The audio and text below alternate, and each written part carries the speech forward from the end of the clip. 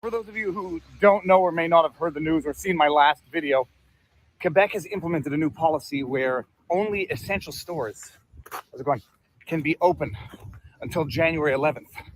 Only essential businesses. But even in those essential businesses, they can only sell essential items. And I'm wearing my face mask. And he's wearing a face mask. They are only allowed to sell essential items in essential stores. And I'm not allowed to go to school with the sniffles. That's true also. So I have to see the madness firsthand. I'm going to go document it, and I'm lucky because my wife sent me out on an errand to get burger buns. I just hope burger buns are an essential item. You want to waste money. I don't waste money. We don't waste money and we don't waste food. Yes, you do. No, I don't. Don't listen to this kid. Don't listen to him. First stop, Jean-Claude Pharmacy. I made this from one of my mother's bras. Oh no, I'm talking to my camera. And making a joke about how I made this mask from one of my mother's old brasiers. It's not true. It's not true. Okay, we're going in. Let's see what happens here.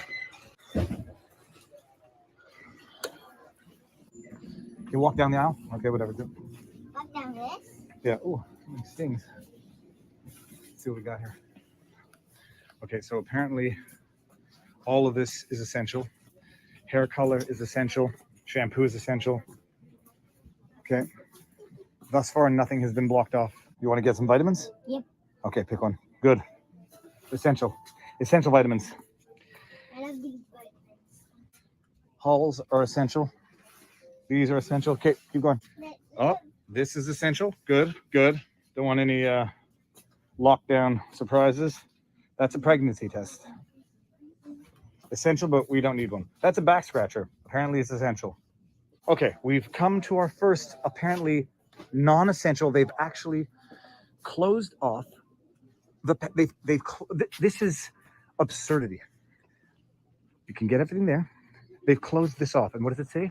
Conformément aux nouvelles mesures de gouvernement québécois qui sont en vigueur du 25 décembre 2020 au 10 janvier, ce produit ne peut être vendu puisqu'ils sont exclus de la liste des produits essentiels à la vie courante. Pantyhose? I think a lot of women would disagree with that. Toothbrush, fine. This is nuts. Okay, it's nuts. Here, just the English side. In keeping with the new government measures that will be in place between December 25, 2020 and January 10, 2021, these products cannot be sold as they're excluded from the list of essential products. We are temporarily discontinuing our apologies rain check policy.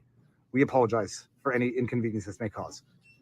So apparently you can't get pantyhose, and you can't get tape, and you can't get socks. This, but you can get bubble gum. No, we are not getting bubble gum.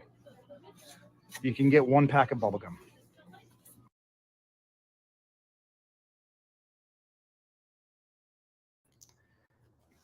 Hold on, this is terrible.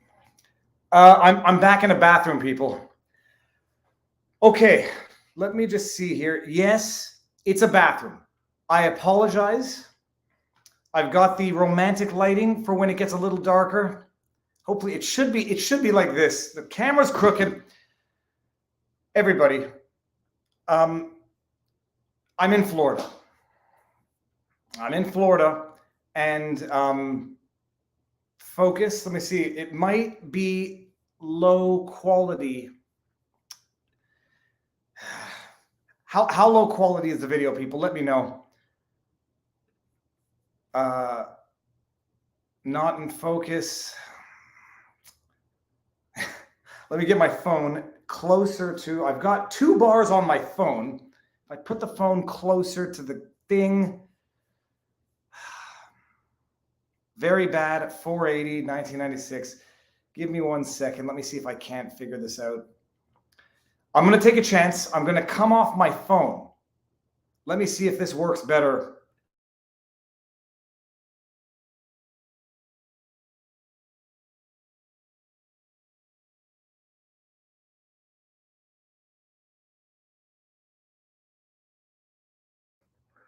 Oh, there we go. We're back. Okay, is this better?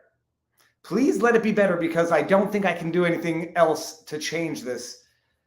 Hold on, let me just We'll get set up and then we're going to calm down. I might still be sweating. We just spent Thursday, Friday, Saturday, and Sunday in a car driving from Montreal with a trailer, 3 kids, 2 dogs. For those of you who don't know, one of our dogs is blind. The other one is paralyzed. And it's been an intense 4 days. The first thing I did when I got out of the car, I went for a 7-kilometer jog. And I feel a little better, but I think I might still be sweating. Okay, it's better, good enough, a little better, fine. So I can save some data as well. People, there might be less law tonight and more life. Barnes is not going to be here tonight. So anybody coming looking for Barnes is going to be disappointed. It's the 4th of July weekend. Barnes, I think, is traveling, but not available. And so he's not going to be here tonight. It's just going to be me and all of you from the comfort of this bathroom. There we go. That's a little better. I'm in Florida, and this is not like this is not a victory lap. There's a part of me, for anybody who's familiar with what they call OCD tendencies or GAD, like anxiety, you'll know that, like, imagine walking around all day, every day with somebody shouting the most nastiest and cutting of insults at you day in and day out, just like some brat from down the street walking around saying, hey, you're an idiot, you're dumb, you screwed up here, you shouldn't have said that, you're a coward, Imagine that all day, except it's not actually a foreign human. It's not another individual. It's your own brain talking to you like this all the time. And there's a part of me that has been, we're in Florida, and there's a part of me that says this is not a victory lap. There's a part of me that feels like a coward, like I've abandoned people, my Canadians back home. I mean, I'm not staying here forever, but Canada is not a place to live. It's not a place for families. It's not a place for kids. And that's it. So we're going to do a catch up as to what's been going on. This has been a year, maybe less than a year. This has been, in my mind, I played that video clip of when Quebec, in all its science, in all its policy, in all its constitutional democracy. That video was from what was this from? December 2020. December 2020, which we were now March, April, May, June, July, August, September, October, November, December. 9 months into COVID. 9 months into COVID, whatever that means these days. 9 months into the new normal. The government shut down non-essential stores over Christmas. They shut down people's businesses. And as if to prevent the spread of a virus, they said, we're shutting your business down, but people still have to eat. People still need to get medicine. And so they said, we're shutting down businesses. You'll get $2,000 from the government. You'll get a loan from the government that you have to pay taxes on. We're shutting you down. But people still need food. They need medicine. So we're going to leave open essential stores.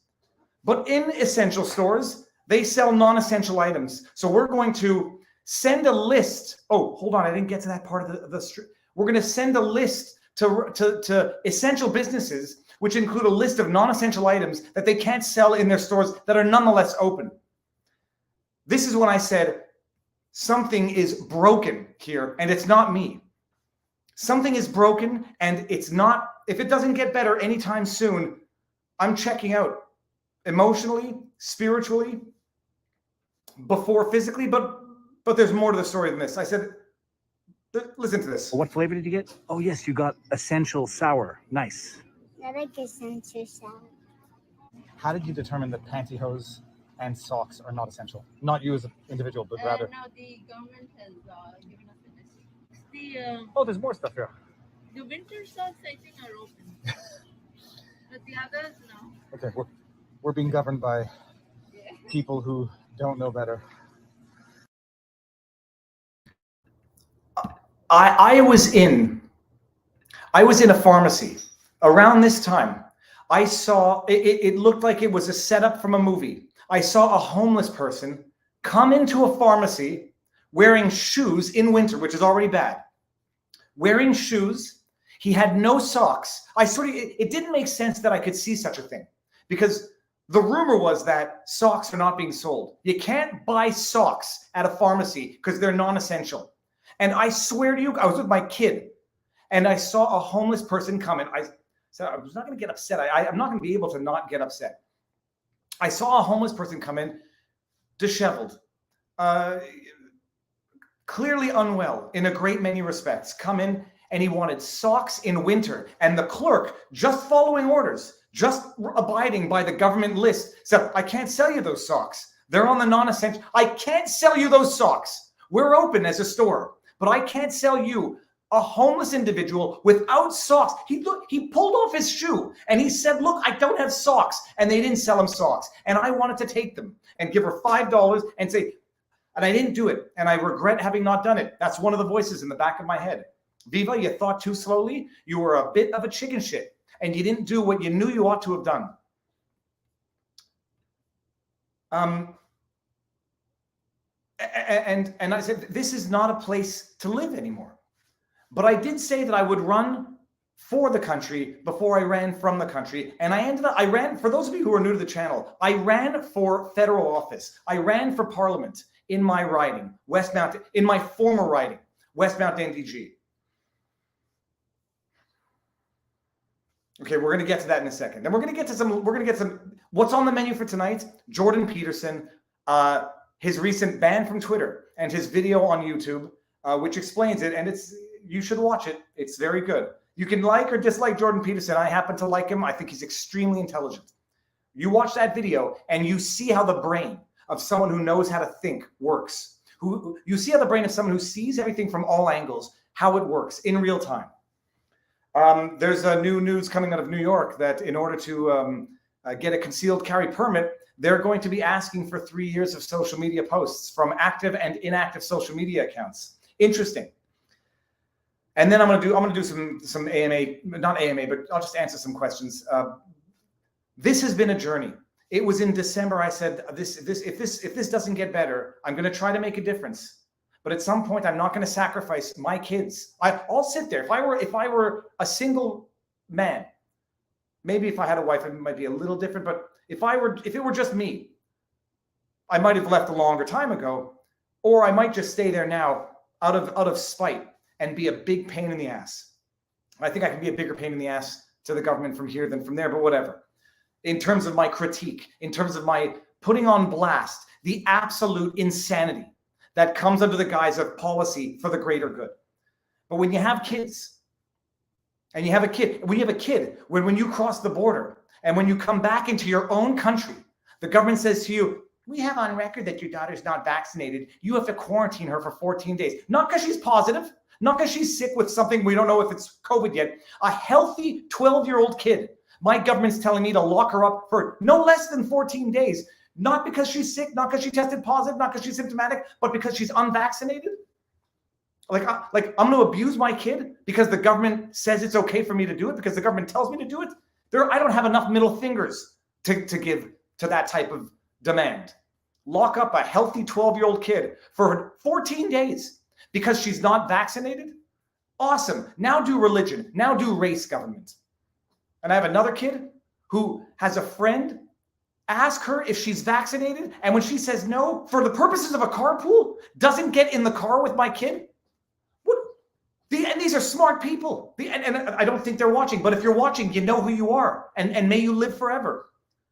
Have someone ask you, is your kid vaccinated? Oh, for a carpool. And when the answer is not what this person in their neurotic, insane mind thinks is necessary, or they think it's not even about the science, it's about being selfish, then doesn't get in the car with my kid. And you know what that does to a kid? But the madness is not just government down. The madness, to a great extent, is also from the people up. I ran for office. You know how many votes I got out of 57,000 votes? 13. What did I get? 1,400? 1,500. It was three times more than the last time the PPC ran in the area, but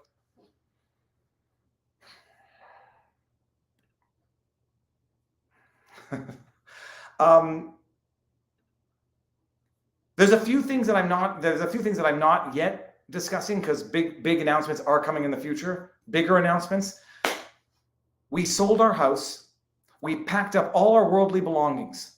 There's a few things I didn't look into. I didn't realize how much it costs to ship stuff. It would have cost more to ship the stuff that we put in storage than our stuff is worth. We sold our house. I was so despaired at one point in time. I would have left in the middle of the night. I would have left the house. It's amazing when you have less. I mean, when you have less to worry about. You have less to worry about. You know, no kids. You can do whatever the hell you want. No house, you can do whatever you want, and the consequences are less. I was prepared to up and leave in the night. Sell our house. You know, you have to get the kids ready for such a thing. You have to get your wife ready for this. My wife wasn't ready for this way back in the day. My wife, Marion, she turned a corner when she went to our kids' school play and saw a bunch of kids doing a play wearing face masks. And she said, and my wife's a smart woman. She might be smarter than me. She only has a postdoc. She only has 12 years of study and research in neuroscience. She's a smart cookie. She said, this is insanity. And that was the moment when she knew, if this doesn't get better, like real fast and much better, this is not healthy for anybody. Another traumatizing anecdote, my kids were in a coffee shop waiting. You know, I send them in. I don't go into coffee shops anymore because I don't want to wear a mask. The kids don't have to, or didn't have to at the time. I send my kids in and I'm parked outside and they come back and they say they saw something of an argument in the line because someone was standing too close to the person in front of them. And then it was a gentleman my age calling an elderly, I don't know who was the neurotic one in this, calling them an a-hole. And my kid says, why would they do that? I said, because people have lost their freaking minds. Collective madness. Okay, let me, I've starred 15 super chats and I want to bring up some non-super chat comments as well. Standard disclaimers, no medical advice, no election fortification advice, no legal advice. There will be plenty of ranting tonight. I'm going to try to answer as many questions as I can and explain this journey that has culminated in my wife, my kids, my dogs in a car driving 4 days with all of our stuff in a hitch that I bought from the bike store that I used to work at. I called up the bike store and I said, we might need a little more room than the back of our Subaru affords. Do you have one of those Thule roof racks? And he says, no, Dave, but I got a hitch, a couple grand and it's yours. I buy the hitch. I go to the Société des Assurances Automobiles de Québec, the SAAQ. I change the registration. It's a headache to change registration. I go get a 2-inch ball mount that I put in the hitch on our car because a year and a half ago, I installed the hitch on our car because I thought we were going to go camping and have a little trailer. Fate is an amazing thing. I know you're Canadian, but you have been such an asset to mankind and U.S. patriotic Americans as well. A blessed Independence Day, Mr. Frei. JRC1, thank you. You know, when people, I take the guilt, I have some guilt and I have some shame. When people say, you know, compliments, Dave, you're a national treasure, you're a Canadian treasure. I know it's facetious and I don't let it get to my head. But I am Canadian and I love my country. I loathe the government, that government. And I never thought in a million years I would have to leave my country, pack up everything I have and take my kids and my dogs with my wife and leave my country where I spent my 43 years of existence. Hope you and your family are enjoying the Sunshine State. I assume Barnes is at Linwood. I don't know where Robert is. It's none of my, I don't know, but it's 4th of July weekend. I probably should have known better, but we can still do a stream. Better, and don't worry, it's good enough. That's for the stream quality. Happy MAGA month, everybody. Andre Tukulescu. Shout out to Yankee Pollack for the profile pic. He sends his best wishes. I saw Yankee Pollack's profile pic on Twitter. I know it's something of a gag or a meme. The MAGA week, MAGA month. I don't change my profile pic for any cause, even one I believe in. I just don't do it. I don't like. It's not my thing. And I know people are doing the MAGA month, changing their profile pic. Who would have thought I'd be down in? I'd come down to Florida for MAGA month. So maybe that's it. Hello, Viv and Vivians. You are all awesome. Forced name change. Good to see you again. East part. Leave it at that. But we're in the east, and there will be Viva sightings, especially on the beach. What do we got here? Welcome to America, from one immigrant to another. We are fortunate we got to choose where we live every moment. That's another, Dr. Bees and Guns. That's another part of the, a portion of the shame that I feel when I say this is not a victory lap. I now know what went into this, and I didn't pull any connections, and I didn't pull any strings, and I didn't cut any corners. It was exceedingly difficult. It was exceedingly difficult. And time consuming and stressful and costly. And it's something that's extremely difficult for anybody to do.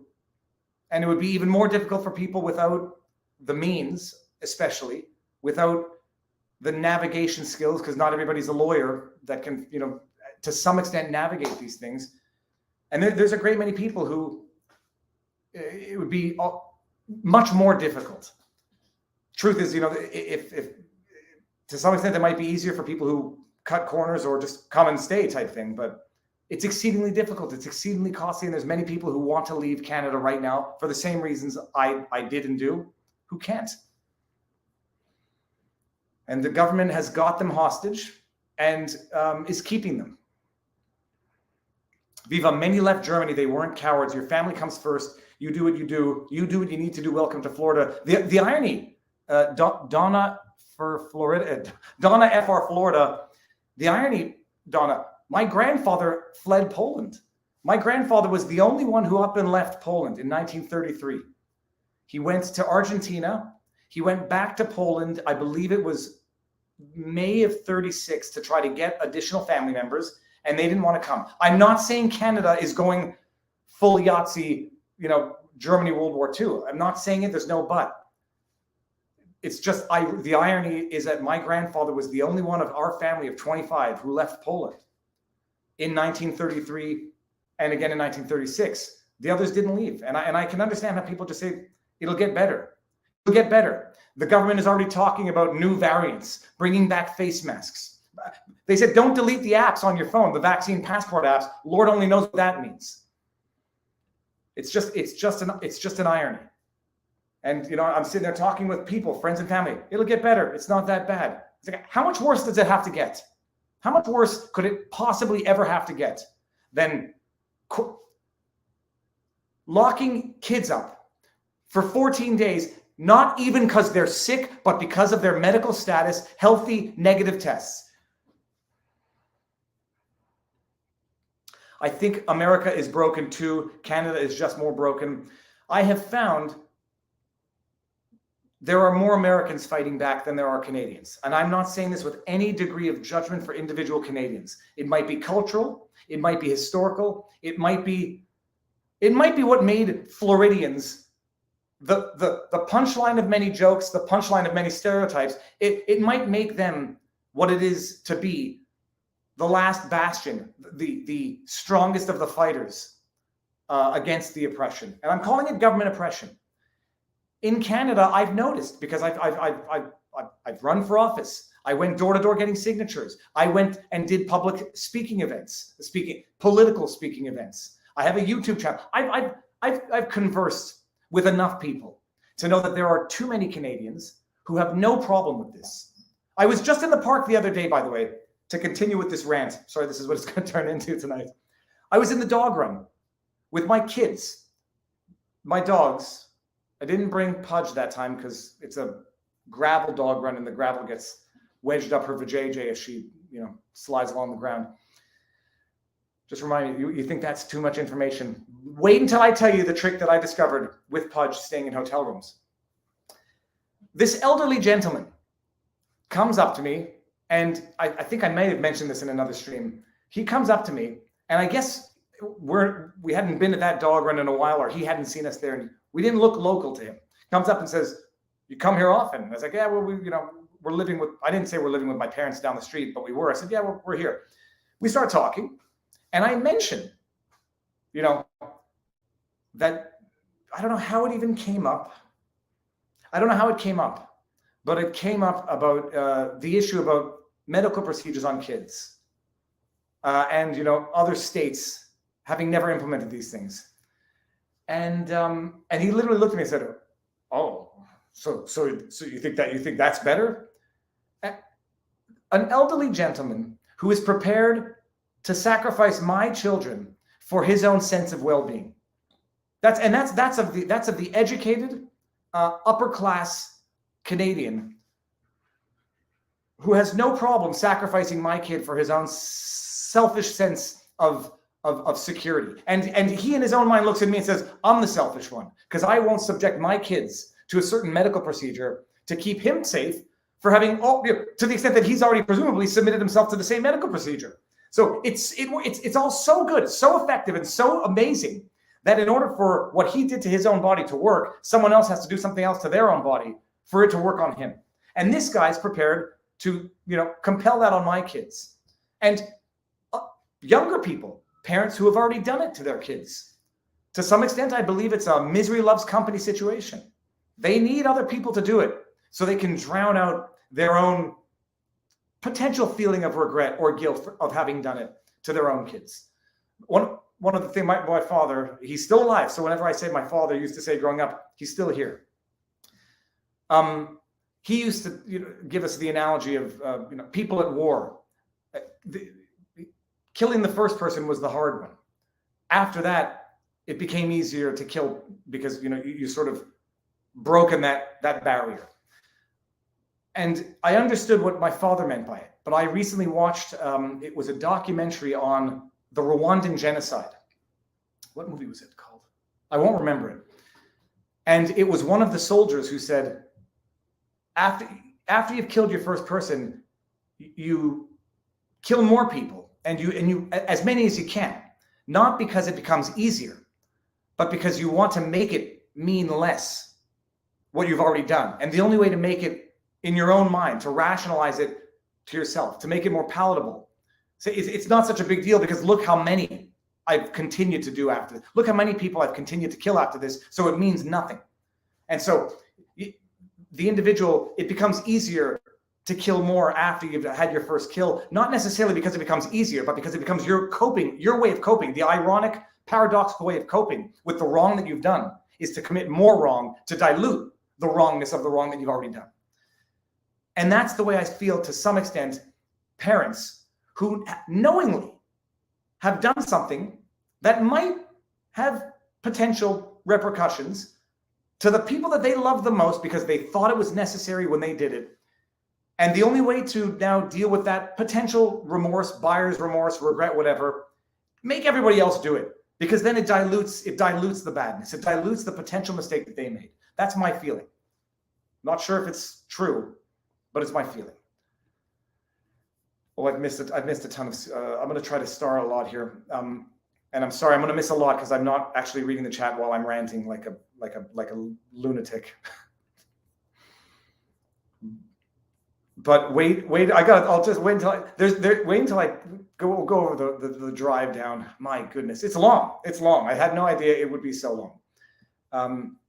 Oh, I'm sorry, people. This is going to be a little.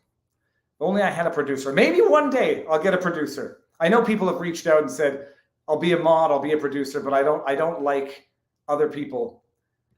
I'm just going to read them. Okay, met you at the Project Veritas in Miami. If you're where I think you are, let's go kayak fishing. Screenshot. I have so many things. We got here and I said, "Kids, prepare to live again." We're at a hotel. Get into an elevator. The kid's like, "Someone's in that elevator. Someone's in that elevator."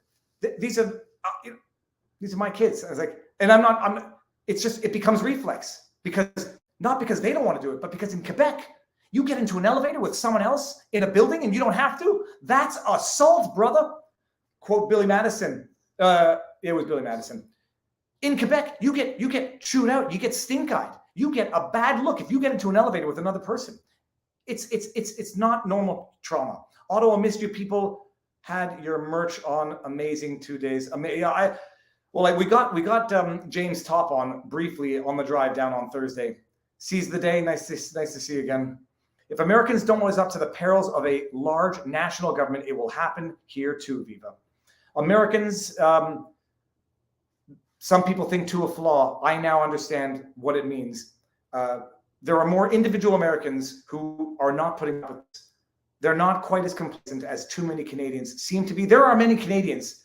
We saw it during the protests. There are many Canadians who are not complacent and polite and peacefully not complacent. But you know what the problem is? There are more Canadians out there who still think the truckers were wrong, who still think the truckers were extremists, selfish, whatever. There's too many Canadians, and they're of the educated, political, educated, upper. There are people who should know better who still believe that, and I know this from immediate experience. I doubt they're watching, but I know a lot of people who still think the truckers were extremists, bad people. I have a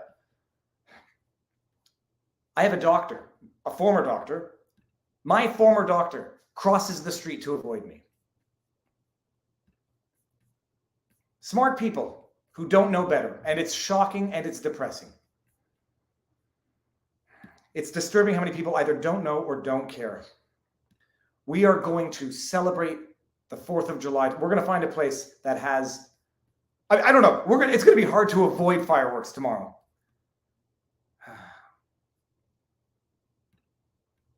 Yeah. Viva, be watchful for gators. Don't let your children. Well, don't worry about that. I know there are gators here, and Pudge is not at risk. She's at risk of me feeding her to the gators. I'm joking, people. Didn't drive 2,400 kilometers with a paralyzed quasi-incontinent dog to feed her to the alligators. But we're going to pay attention to alligators. Okay, I'm going to try to read as many as I can, then get back to ranting and raving. You got to do what's best for your kids. I can't leave Montreal for family reasons, so I will be staying here till the end. I believe this fall will be hellish here in Canada. Hold the line wherever you are. They're going to go into lockdown again. Okay, I'm sorry, thank you for the super chat, Andy. It's inconceivable that at this point in time, having seen what was done in Florida, Texas, Sweden, it's inconceivable that anybody can actually think compelled face masks, lockdowns, are anything that help in any way whatsoever. It's inconceivable. And yet that's what our government is doing. That's what our government is pushing on Canadians. And in as much as there are Canadians who might not know what's going on in Florida, in Texas, elsewhere in the world, they think everyone's equally out there in terms of the response. There are so many people that I talked to on the way down here who have no idea. We were under 5-month curfew last year in Quebec. 5 months of a year. During winter, we weren't allowed out of our houses after 8 o'clock at night. And then they re-implemented the curfew again this year, but we only had 1 month. People here don't know. We were locked in our houses for 6 months over 2 years to combat a virus. You needed to look into a freight forwarder. If you ever move in the future, it would have saved you a bundle. I'll check. I mean, all I know is that when I looked, it was going to cost more money than our stuff was worth to ship it. And they said fuel costs, everything. It is what Barnes always says, Viva. Always have a plan for when you can grab a bag and leave when the heat is coming. Are you moved permanent? I hope you have the best time of your life going forward. It's like Barnes says, the only problem is heat. Robert De Niro didn't have kids. The dogs I vaccinated for rabies so that we could, hop the border with them if we needed to. But man, kids, when you have kids, there's not a material belonging on this earth that I couldn't just drop at the heat, at the drop of a needle hat. You know what I mean? Except my computer tech stuff that would allow me to do my stuff, and kids and my wife. Things get real complicated with kids. It might not have been your original plan and might not be your preferred course of action, but I hope that I speak for everyone here when I say welcome home. Brent, thank you very much. I'm looking at the avatar. It's beautiful. And thank you very much for the super chat. Take solace, stock of life, and be a good person. I'm damn proud to have you as an American. You're doing more for culture, society, and politics by exposing the truth. God bless. Bill C-11 is going to pass. And it's going to be impossible or ineffective, or at the very least, impossible. It's going to become impossible for independent creators to create content that might run afoul of the government narrative. It's going to happen. In as much as Jordan Peterson's compelled speech has happened to a more or lesser, probably a lesser degree, Bill C-11, is it called the Online Streaming Act, to govern online content under the Canada Broadcast Act, the way television and radio is governed by the government. Regulations, criteria. Anyone who says it is not intended as a measure to control the narrative online, to suppress undesirable content and promote government content, CBC, legacy media, anybody who doesn't think that that's what it is there to do, I wish I could be that blissfully naive. I am no longer able to be that blissfully naive. There is vodka in that Coke. Keep on ranting and railing against the system, man. No, it's like, I'm a nice guy. I'm a nice guy. I'm polite. I don't wish ill, even on my most detestable enemies. I don't wish ill on Justin Trudeau. I wish justice on Justin Trudeau. His name is Justin. I never even realized that. He's got just in his name. And I've also never appreciated how quickly society can be pulled apart at the seams. It's amazing how one man, and I am pitting the blame on one man, trickled down to the, trying to think if there's any female premiers, Ford, Kenny, I don't know the Maritime province, Ford, Kenny, Supreme Leader Legault. Who's the other ones? One man trickled down to all the premiers, trickled down to the people. That's how it happens. Welcome to Florida. I grew up on Lake Champlain, and I've lived in Miami now for 25 plus years. You'll get used to the heat. Dude, I was schwitzing where my kids thought I doused myself in water, just, pulling things out of the car. Remember when a homeless man died in a porta potty? An Indigenous homeless man in Quebec died in a porta potty. Why? Because a homeless shelter had to close because of a COVID curfew. The homeless shelters closed. I don't know if was it because of the curfew or was it because of being shut down for COVID? Distinction without a difference, CP. He happened to be an Indigenous man, died in a porta potty, seeking refuge from the blistering cold because COVID was so goddamn dangerous. They had to shut down homeless shelters to stop the spread of COVID among the homeless. Freeze to death. Instead of taking your chances getting a virus at a homeless shelter for people who have no homes. And no one gets punished for that. No politician suffers the consequences for that. They go and do an inquiry, they investigate themselves, and they find that, there was a weakness in the system and we need to make more government and we need to make more regulations. We need to get more involved in screwing up people, screwing up lives, screwing up systems. A homeless man, for those of you who don't know out there, died in a porta potty seeking refuge from the cold because I don't know if it was the Old Berea Mission or the Salvation Army, I think it was one of them, was shut down because COVID was such a danger. They couldn't allow homeless people to congregate in homeless shelters. I don't wish ill on these politicians. I do think that some of them have committed crimes. Viva, take the kids to the fireworks so you'll get used to the daily rains. Oh God, we drove through torrential downpours. I felt like an old man. I put on my hazard lights and slowed down to like 60 kilometers an hour. Canada's loss, Florida gains. Welcome to Florida, Viva. May you and your family enjoy the new Independence Day. Cheers. Thank you. Good on you, Viva, on the move. This is not a coward move when you need to protect your family by leaving your home country. As a New Zealander, this hurt me a lot too. I mean, maybe it'll get better within the next few years. We'll see. Maybe Trudeau. You know what's going to happen in the next 3 years? Jagmeet Singh, the man of the... What the heck is that noise? Jagmeet Singh, the man of the people, is going to prop up the corrupt, unethical Justin Trudeau government for the next 3 years. Viva, I'm happy for your move. Your family will be happier and have a better life in Florida. I'm glad to call you my fellow American. I'm not American, but we'll see. We'll see. Do you know the folks at Quitter le Québec? If yes, or their advice and services seemed to make sense. I would be skeptical of platforms online that you have to just do a 360 research on any advice you get. Because even I, as a lawyer, got some advice that was nicht gut, as we say in the German. Heart tackle, Viva, gotta be stressful. I am sure you deal with the guilt for now. We love you guys, and let us know if you need anything at all or help with anything. Heart tackle. I hope I brought those lures, man. Thank you again. Don't forget, Florida has heat, humidity, and hurricanes. Come north. We have 4 seasons, 365, fishing, mountains, prairies, wildlife, and freedom.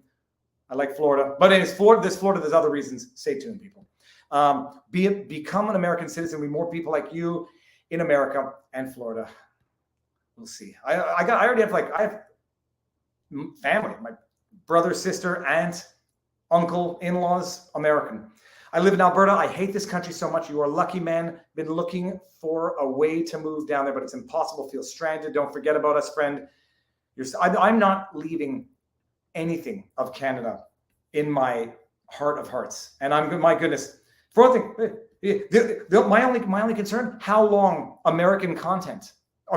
how long content from outside of Canada remains viewable in Canada. Trudeau has turned Canada into a, what's the word I'm looking for? Into a hermit state. Oh my goodness, the chat is, how? I didn't have to put slower mode on here. I'm not going to get to all of them. I'm sorry. There's too many comments now. I'm going to bring this down here. Justin Trudeau has turned Canada into a hermit nation. The unvaccinated Canadians, you can leave the country now, but when you come back, you're going to have to quarantine for no less than 14 days. Not because you're positive, because you're unvaccinated. You're dirty. And we're going to discriminate against you because Justin Trudeau is tolerant and liberal and scientific. Even though he goes and gallivants around California, gets COVID, and he gets to come back. No quarantine for him. It's inhuman and inhumane, but what he's done is he's created a hermit nation, like North Korea, but to a lesser degree. Nobody is coming to Canada. Thank you very much, Puddington, too. Nobody is going to Canada. I'm talking to Americans. They're like, yeah, it's a nice country, but I'm not going there. I'm not going there. It's not that nice. And there's a lot of Americans who may not meet fully vaccinated requirements to come to Canada. I'm not even sure if they're going to be allowed in. I know citizens have to be allowed in, but hold on, I missed. Did I miss this? I missed this. Greg Funches, $49.99. Welcome. American flag, sunglasses, thumbs up. Thank you very much. I'll see if I can find that super chat to bring it up. I got the dogs.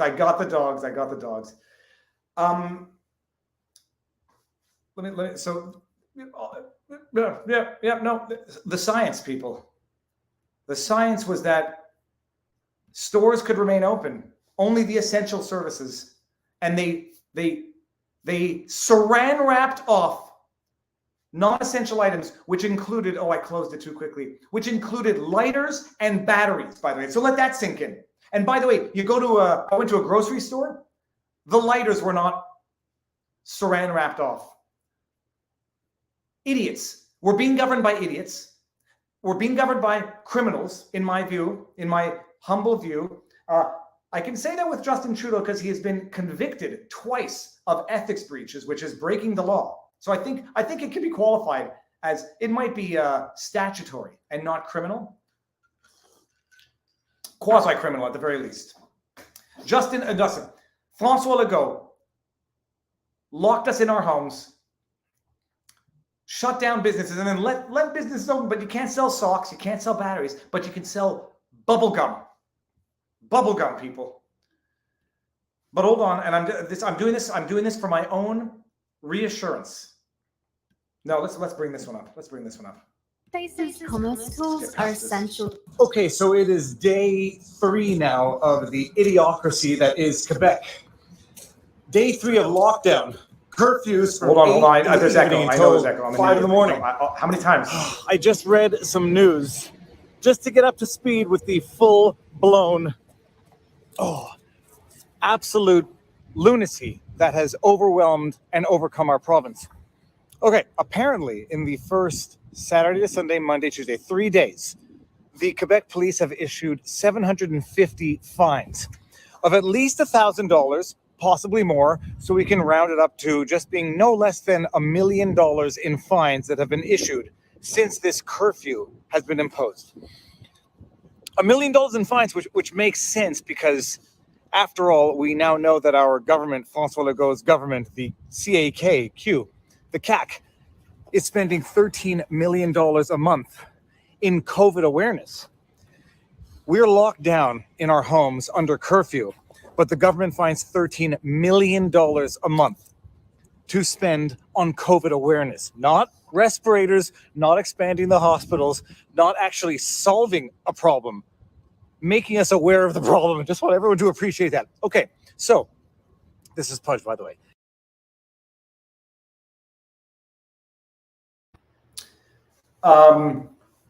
By the way, they locked us down. Well, by the way, at the time, I did not know what I now know about the respirators from an interview I did with Dr. Oh, geez, I forget. I did an interview with a doctor on Rumble, exclusively on Rumble, where the doctor explained why in the early days, some people were putting COVID positive people on respirators. And apparently, according to some, it didn't have anything to do with treating the patient or any respiratory ailments. It had to do with what they thought would be preventing transmission. So they put people on respirators and ventilators, not necessarily for purposes of treatment. This is according to the doctor, but to prevent what they thought was to prevent the spread, despite what it might have been detrimental outcome to the patients. It wasn't Dr. Francis Christian. It was, oh my God, it wasn't Francis Christian. It was, someone's going to get the doctor. It wasn't Dr. McCullough. We haven't had Dr. McCullough on yet, but might be coming soon, people. Just stay tuned. Who was it? Someone's going to get it. Harvey Reich. It was Harvey Reich. Thank you. It was Dr. Harvey Reich. It's not just that they found, in their infinite wisdom, $13 million a month for COVID ads to make us aware of the problem while locking us in our homes, which served no purpose, even according to Dr. Horacio Arruda, our chief medical officer at the time. They recognized it had no scientific purpose for combating a virus. It was a wartime measure, but it would remind us of the severity of the situation. Their justification for locking us down was to not overwhelm the healthcare facilities. 2 weeks to flatten the curve. We're in year 3 now.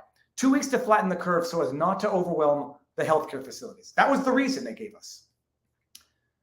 The government then says, coming into the next year, oh, we don't want to overwhelm the healthcare facilities. We better lock more curfew to prevent it from happening, while they're spending $13 million a month on COVID ads, not hospital infrastructure.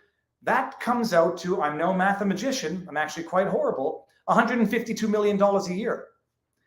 The government spending $152 million a year on ads, simultaneously telling hospitals to cut $150 million from their budgets. And don't trust me, I know we've seen it. Let me just, this is government, Quebec, cut 150 million hospitals.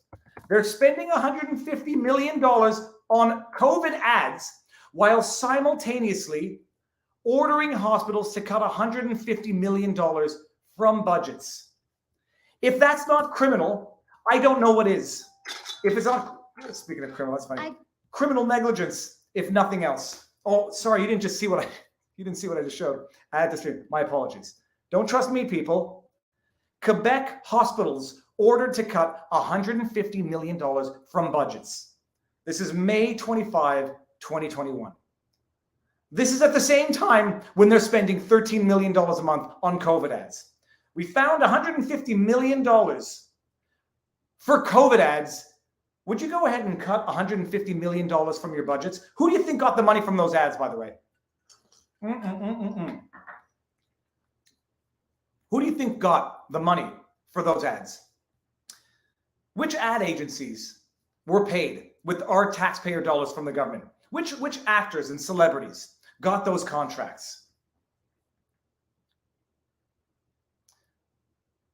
Which ones? Hey, I'd like to see it. I mean, I'm not that kind of an investigative journalist. 150 million, cut it from your budgets, so we can go and buy some radio ads, buy some paper ads, support the legacy media, find our friends and connections to use for ad campaigns. It's absurdity. But that, look, I'm gonna say this, and I saw. Look, I've seen. I'm not gonna highlight the negative comments because I'm not trying to put anyone on blast. I don't need people. I don't. Whatever anyone wants to say to criticize what I've done, and I know that there will be people who will be angry. I've said it to myself 100 times, and I'll still say it. I don't know how to take a deep breath. I know you're supposed to I'll take a deep breath one of these days. My father said something again more recently. Said nothing is worth anything if it kills you. I mean, he's worried about my stress levels. So that's it. Yeah, no, there's sadly the same things here. Yeah, in terms of I think we're talking about incentives to do certain things to. Okay, hold on, people.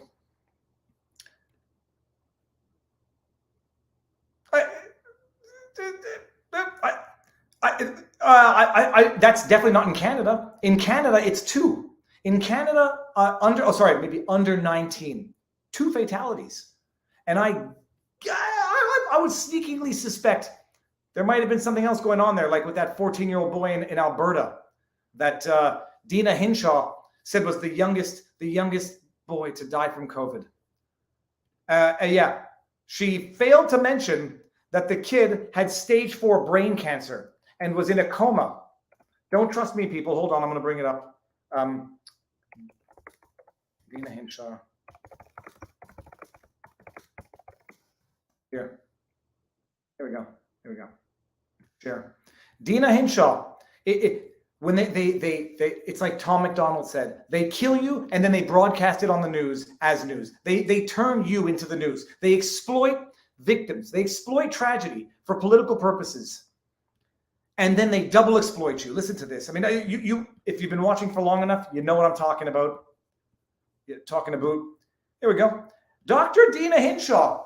By the way, I like to think that it was at least part of the blast that I put Dina Hinshaw on social media for this. Certainly the kid's sister putting her on blast helped. I like to think I amplified that as what they call the force factor, because Dina Hinshaw comes out and says, the youngest Albertan to pass away from COVID yet. It's such a tragedy. This is why it's so serious. It can even affect young kids. 13, 14-year-old boy?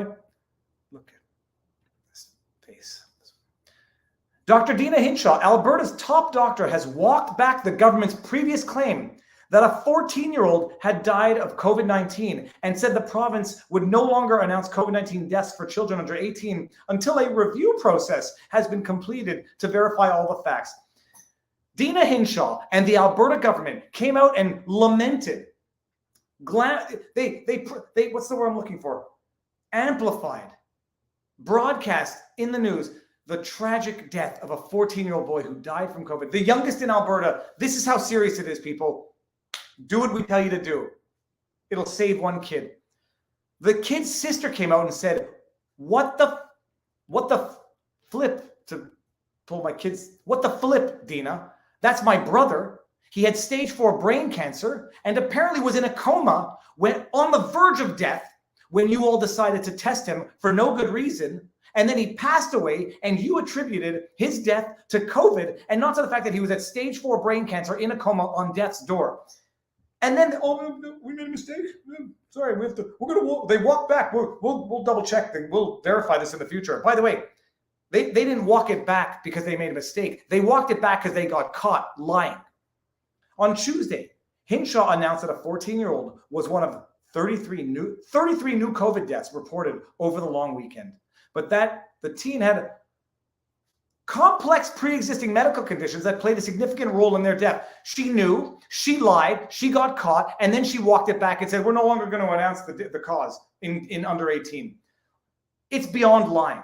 It's beyond lying. It is inhuman exploitation of other people's tragedy. Because a 14-year-old kid dying from brain cancer is a tragedy in and of itself. It's a tragedy for the family. It's a tragedy for friends of the kid. It's a 14-year-old should not be dying from brain cancer, period. It's a tragedy in and of itself. It's another thing for the government to come in and maliciously, politically exploit it, dishonestly, and lie about the kid's death. The family is double victimized by their tragedy. These are the people making policy. Oh, we will get to some law stuff tonight. Quasi law stuff. Okay, let me read the super chats. Fried Cake 7, I know why you're doing this, but please, please, please don't gloat about it. I don't think you are, by the way. Most of us don't have the luxury to just run away. I don't mean to sound harsh. I guess I'm jealous. Godspeed. And you're right. And it's no, I know it's just people are being held hostage by their government right now. The Canadians are being held hostage by their government. They're being abused by their government. They're being psychologically abused. They're being physically abused. They're being constitutionally abused by their government. It's an absolute outrage. And then they're being educationally abused by their government, because the government is now going to come and say, we got to control the internet. We got to control the content and make sure that misinformation is not abounding on the internet. We just talked about the misinformation. It's coming from the government.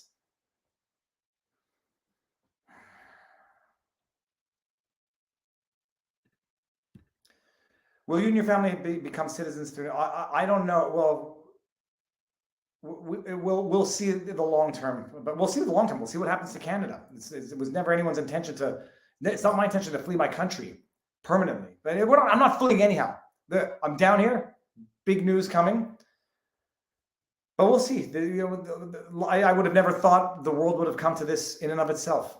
I moved to Toronto. I moved from Toronto to South Florida in 2017 after living in Canada for more than a decade. One of the best decisions ever made. I don't think Canada is going to get any better anytime soon. Much love and respect. Aga Bahari, thank you very much.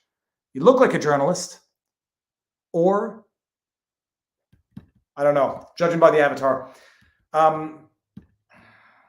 Vero Beach, Florida has great schools and low crime. Happy Independence Day. You know, and Canadians look at the States and say how, you know, there's a lot of crime in the States, a lot of gun violence in the States. Personal attesting doesn't make much of a difference. Montreal, Vancouver, Rivière de Prairie, Canada, it's not rocket science as to what the necessary, inevitable consequences are going to be from 2.5 years of abusing, psychologically devastating children, economies, families, health-wise, crime-wise. We were those. I was a little late to the learning curve, but I was still, you know, up there early. It was foreseeable in 2020, and now we're seeing it.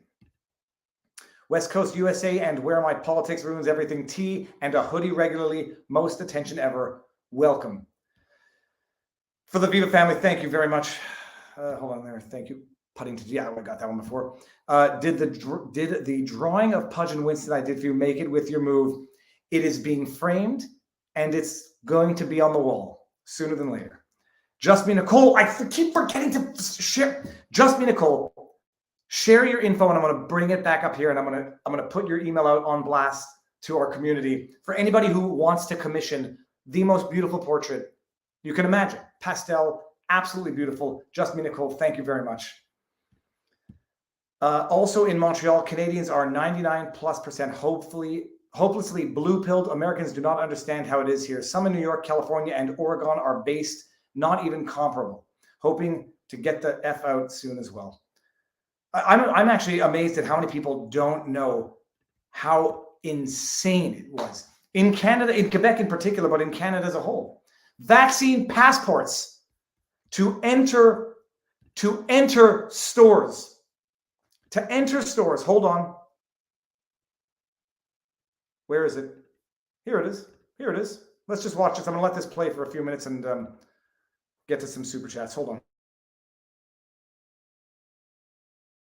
I don't think this is a Viva family. All right. It's going to be a different vlog today. I don't know which channel this is going to go on. It's either going to go on Viva Frei or Viva Family. Which channel should it go on, Aaron? I don't think this is a Viva family.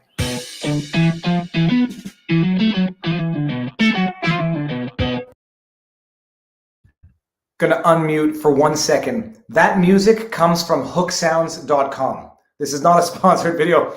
I just totally forgot. I have a promotional link with them. But royalty-free music, hooksounds.com. That's become my defining intro. But carrying on with this, man. What happened? Explain to the camera what happened. They're now asking for vaccine passport at Winners, which is like the little department store, and Sport Expert, where you get your winter coats. And that's it. Okay, and the funny thing is, there are some people standing outside. Looks like they weren't allowed in. I'm gonna go see for myself. Someone DM. What is it called? I lost my words. I haven't even gotten started. Someone tagged me on Twitter with an image from inside a Walmart where they had the little cubicle prisons for the unvaccinated or people who don't show the passport if they want to go to the pharmacy. And I said, I have to see it. What are you doing? Oh no! It's either the half mask or the full face, or we could do both at the same. It's obligatory. It's required.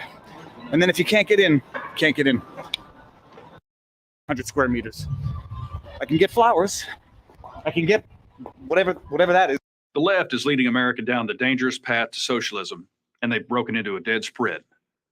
The future of our nation is Canadian Tire. Let's just see what's going on here. Here we go. Canadian Tire. You have to show the vaccine passport to get into Canadian Tire. Le passeport vaccinal COVID-19 est obligatoire ici. It's obligatory. It's required. And then if you can't get in, can't get in.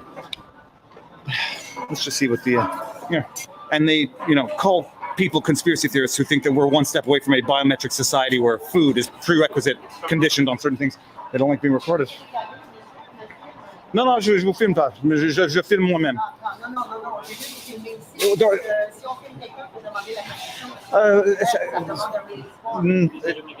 Non, je ne veux pas rentrer ici avec le passeport vaccinal. Yeah. Non, vous pouvez demander un code QR pour un individu, mais on ne peut pas vous filmer. C'est incroyable. Yeah, she doesn't want to be on camera. She just wants to scan people for QR codes. Now I'll be the first to admit I was angry. And I wasn't trying to give the employees a hard time. I was enraged that this had actually become my Canada.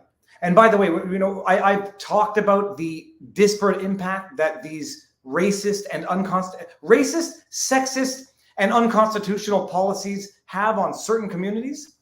I've talked about it because it's true. Latino Canadians, Black Canadians, Indigenous Canadians, statistically, are under-vaccinated.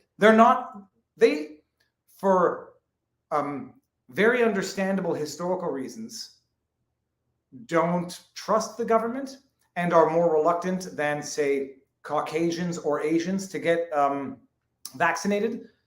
So the policy that the government is implementing has a disparate impact on racial minorities, specifically Black, Latino, and Indigenous Canadians. When I went to the Canadian Tire and I wasn't filming the family, it wasn't by accident that the families that I saw refused entry into the Canadian Tire were of one of those three demographics. But Justin Trudeau calls me the racist. Justin Trudeau calls us misogynist. Justin Trudeau calls a woman who wants to make decisions for her own body that might have an impact on her own body a misogynist, extremist, selfish, whatever, for not submitting to his medical procedure. But he supports the right of a woman to choose what to do with her body when it comes to other things. Whatever's most politically expedient. I was thoroughly enraged when that happened. I went to Walmart, same thing happened. I went to Walmart and I told them, I'm not showing you my vaccine passport. I happen to be that. I'm not showing it to you. I just want to go to the pharmacy, essential items, to get a bottle of rubbing alcohol. And then I had the manager come escort me. In this police state, citizens become the executioners of other citizens. I had the store manager come with me, escort me directly to the pharmacy so I could get a bottle of rubbing alcohol and escort me the hell out of there right away. This is what the government does. It turns citizens on citizens.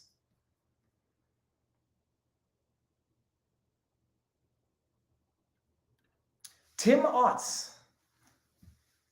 You should explain why such can happen in Canada nationally and not in the US constitutional government differences. Well, here, you know what? I think it's a historical difference. It's a historical difference of a country that fought for its independence versus one that had its independence bequeathed to it from a sovereign. America was a Wild West for a bit. America had to fight tooth and nail to gain their independence. They understood, after having done that, why it's necessary to have something of a constitution. They understood why certain things were extremely important in order to ensure that they would never again be found as the oppressed under the regime of an oppressive government. Canadians, historically, a different history, different culture that was born out of that. There are a lot of Canadians who say this is too far even for a complacent, someone who has the tendency to defer to authority. But it's a historical difference that comes out of the experiment that is the U.S. versus Canada as a historical nation. And it's funny actually. I don't think it's a coincidence either that the I won't say the majority, but a lot of the Canadians that I saw at the protests fighting against these measures, a lot of them, not a majority, but a noticeable amount, came from other countries, were immigrants themselves who came to Canada and now could see what complacency, what results from complacency.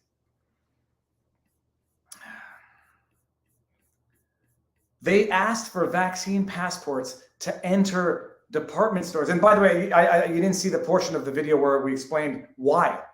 Department stores with more than 1,500 square feet or square meters, whatever. It has to be square feet. That's meters.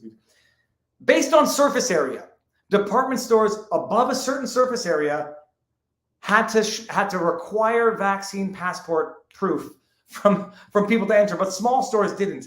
Explain that logic to me.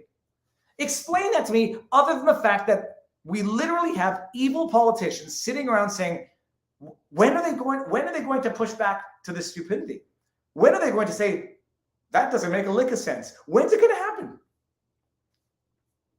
I mean, it's so preposterous, and yet everyone went along with it. I mean, to some extent, so did I. I wore the face mask. I didn't show the passport. Everyone went along with it, save and except for Rebel Media, Justice Center for Constitutional Freedoms, JCCF, and some eccentrics who got arrested because they refused to do it. They refused to submit. Remember when the movie said service guarantees citizenship? Now it's compliance guarantees citizenship. That, I believe, if I'm not mistaken, Starship Troopers. Am I right about that? Okay, let's blast through some of these here. We got Mahi Mahi is better than Northern Pike. But yeah, dude, for sure, because they taste good when you want to eat them. And they're easy to clean. They don't have that stupid extra Y bone that makes them impossible to fillet. Brokenhearted to hear in BC, my children in their 30s did what they thought was responsible. Scares me to death. I literally can't stomach our PM for sacrificing my children. I can't share my stories about this because it will get yeeted from YouTube. Viva, I may have missed it, but can we get a recap? Did you sell in Quebec and move to Florida? Are you doing 6 months there and 6 months back home? No, it's going to be it'll be 3 years. And yeah, it'll be 3 years. It's not 6 months. It's not a vacation visa. But stay tuned for news. Research cane toads and Florida dogs. I'm going to because my dog, Winston, that turd, eats dried up worms. I have to hand feed him his dinner, his raw beef food, but he eats dried worms off the ground. I'll look it up. I think I know something about it. I think it rings a bell. Good Lord, our southern border is out of control. Now our northern border is going to head that way. Oops, sorry, people, I love you. Dude, no, I can tell you one thing. The northern border, meticulous. Although the Roxborough, there's a crossing in Canada that apparently is as highly trafficked as some of the southern borders. I hate Diet Coke. I don't hate Diet Coke. I should say I hate the fact that I like Diet Coke. This morning I picked up a black man with GPS pin issue, and we both thanked the other. Great conversation, and at the end he said that he would never forget me. If we talk to each other, we have immense power. Chris Beatty, it's funny. Your anecdote is I driving down here. I'm sure everybody can imagine. I talk to everybody. I sit in these, when we drove down, we pull up at a hotel, and after 10, 11 hours in a car, kids, we go to the pool. I talk to everybody. One thing I've noticed, I'm talking to a family. It's a couple with their beautiful daughter from Georgia, and we just start talking. We both love fishing. He starts showing me pictures of striped bass, catfish. What was the other one that he caught that I had never caught before? Oh, I'm going to forget. I think it was the catfish anyhow. There is more that unifies us than divides us. But my goodness, does the government just do a wonderful job at dividing us. I stopped in Georgia. No, it was in South Carolina to get South Carolina peaches. Apparently, there's a rivalry between South Carolina peaches and Georgia peaches. I met a wonderful, if he wasn't a farmer, he was selling produce at a gas station that we pulled up at. Wonderful people. And you know what really pisses me off actually is that I'm from Montreal. I was brought up on Hollywood media, Hollywood movies. You're brought up to think stereotypes of people. I of the 50 people that I've talked to driving down here have met nothing but the most wonderful people on earth. All of these stupid stereotypes that people had of mid-states or southern states and whatever, I'm starting to think we've been lied to for our entire lives. I've met nothing but the most wonderful people. And the second you start talking, you start realizing, God, we're the human species, in as much as you don't trust anybody with more than you can afford to have them steal from you. It's a pretty amazing species. And people, by and large, are good, peace-loving, and all that they want is to lead good, meaningful, happy lives. Vicky Dreams, for the time being, thank you very much. But it's temporarily. There's work to be done here. So, Darlene, thank you very much. Let's see this. We got UK. Fellow expat, US to UK here. Welcome to the club. Sometimes loving your country means changing it from the outside. Best wishes for your fam. Now you need to have DeSantis on the locals page. So when someone said you're going to run for office, am I ever going to run for Canadian office? Who knows? Maybe I'll run for governor. I don't think you don't need to be a US citizen to run for governor. I don't think. Jacques Verreau, thank you very much. We got Peppermint. Our hospitals were getting rich as fudge by getting an extra 30G in medical dollars per admission. Remember your walk when you reported on Christmas being canceled? Oh, Christmas being canceled. Yes. Crazy times. Obviously, the holidays will be different this year, Trudeau. They canceled Christmas. By the way, I want to say occasionally, the lighting would be just so much better if I could have these here. Occasionally, I'm ahead of the curve. I was ahead of the curve on this. Go back and look at my video where I went ballistic because they canceled Halloween for weather issues. The mayor of Montreal canceled Halloween the year before COVID for weather. And I said, you don't cancel Halloween. You don't cancel Halloween. It's a tradition. If you don't want to go out in the bad weather, stay home. This is a nanny state gone wild when the government thinks it can cancel oh, you'll celebrate Halloween on September 1st. No, I won't, because Halloween is celebrated on October 31st. And you, government, don't come in and I don't care if it's a pagan ritual, Halloween. If it's pagan, at the very least, it has some anti-religious history to it. It's got a history to it. You don't celebrate New Year's on January 1st. You celebrate it on December 31st. You don't celebrate Christmas whenever it's when is Christmas? It's December 25th. Christmas is December 25th or December 15th. It's one or the other. I get mixed up between Christmas and my father's birthday. Doesn't matter. I'm a bad man. You don't celebrate Christmas on any day except for Christmas, and you don't cancel Halloween because you're expecting high winds. And they did it, and people listened. And I said, this is crazy. This is a nanny state gone mad. And if only I knew how crazy this nanny state was going to go. Because a year later, COVID hit. Viva, I can't imagine. I live in Missouri. We love babies and guns. LOL. I lived in Florida for many years and have family there. Welcome to the USA. If you're sticking around, check out Southeast Academy for online school. My son loves it and just had his best year. You avoid all the BS wokeness, CRT, government propaganda, and American vote. We'll do it. Ponton, my kids have been getting a lot of the stuff from their own schools. I disagree with it. We're going to get to it with Jordan Peterson, but haven't been looking at Rumbles. We'll have the discussion. They'll learn it. They'll learn it. It'll come to them through school, and we'll have the discussions. Are we live on Rumble? What? Oh, son of a gun! Why did it log me out? Have I missed Rumble rants, people? I've missed Rumble rants, haven't I? I'm logged out. Damn it! Hold on. Let me go here. Rumble. Sorry, guys. I'm going to see if I missed any. Now I see it's the Family Guy. It's not even an avatar. It's the Family Guy thing. Okay. Sorry if I missed anything on Rumble. I hope the news is what I think it is. Welcome to Florida. Sorry, I got rid of that one too quickly. Okay, and constitutional republic. Yes, people, not a democracy, a constitutional republic. There's a distinction. Okay, let me flag some more of these. And then, it's just the drive down was torturous. Torturous. Oh, sorry, I missed that. What did that say? Shoot, just realized a Christian school, and that probably doesn't work. No, I'm not religious in any way, so I probably wouldn't go to a Christian school. My kids went to Hebrew school, but that's only so they can know the rules when they break them. I had the COVID. It was like any other. I don't want to get into any trouble. I'll just leave it up.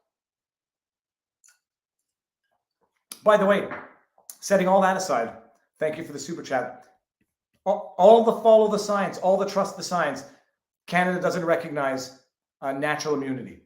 So by the way, when the government is telling me to lock down my 12-year-old in 14 days of quarantine simply because she's not vaccinated, not because she's positive, sick, or symptomatic, or whatever, just because she's unvaccinated, even though we had all had COVID within 90 days, give or take, I think. Even though we had had COVID within, at the very least, recognized immunity levels, stages. No. And by the way, I sometimes hate it. I could pull my hair out. No, kid had COVID. We all had COVID. And I'm being told by the government that I'm the one who doesn't trust the science. I'm the one who doesn't trust the science. I'm the one who is the extremist for saying, I am not going to physically abuse my child for 14 days because you say so, government. And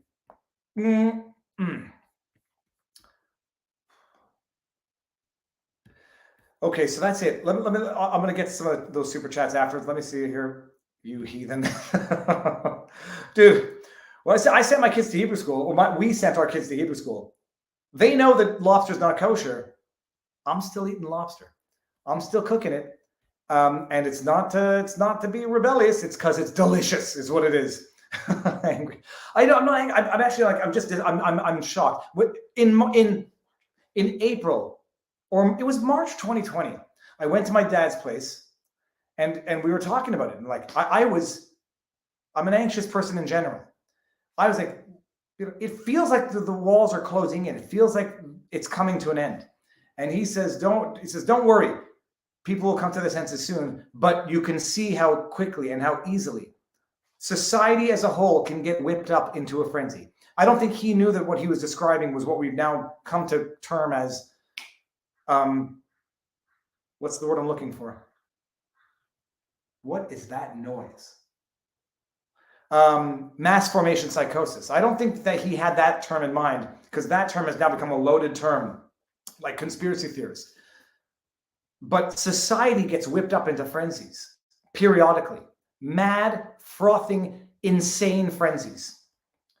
And he said at the time, don't worry, things will level out soon, but you can see how society can get whipped up into a frenzy. We're 3 years into this, and people, it's worse now, and it's only getting worse in certain parts, especially the parts where they're now saying, we have a few too many cases of COVID here, but let's ignore everywhere else in the world that follow the exact same trajectory in virtually all respects, that didn't crush society, devastate children, tear friends and family apart. But then they're going to say, oh, well, we're 2% better, 3% better. What do you think the cost of that is? I know people who are getting diagnosed with cancer now, and I can only imagine it's because they haven't seen doctors for 2 years, 3 years. I know people who, there's the debate as to whether or not sudden adult death syndrome is related to a medical procedure or to the Rona itself, or just to the stresses of unemployment, isolation, whatever. And I'm like, okay, I'll give it to you. I don't know which one of the three it is. It all results from government abuse and government incompetence. I don't know which one it is. I don't know. But it all stems from the same government failed policy that, for anyone who was listening, we knew it back in the day, was going to cost more than it was going to save.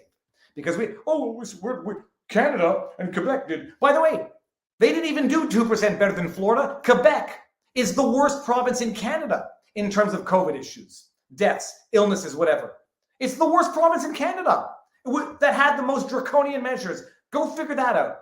But even if they had been 2% better than Florida, what do you think the long-term costs of that are going to be? No, it's good. It's good. Penny wise, pound foolish with your blinders on. We saved 2% today, but it's going to cost us 200% in the next 20 years. Well done.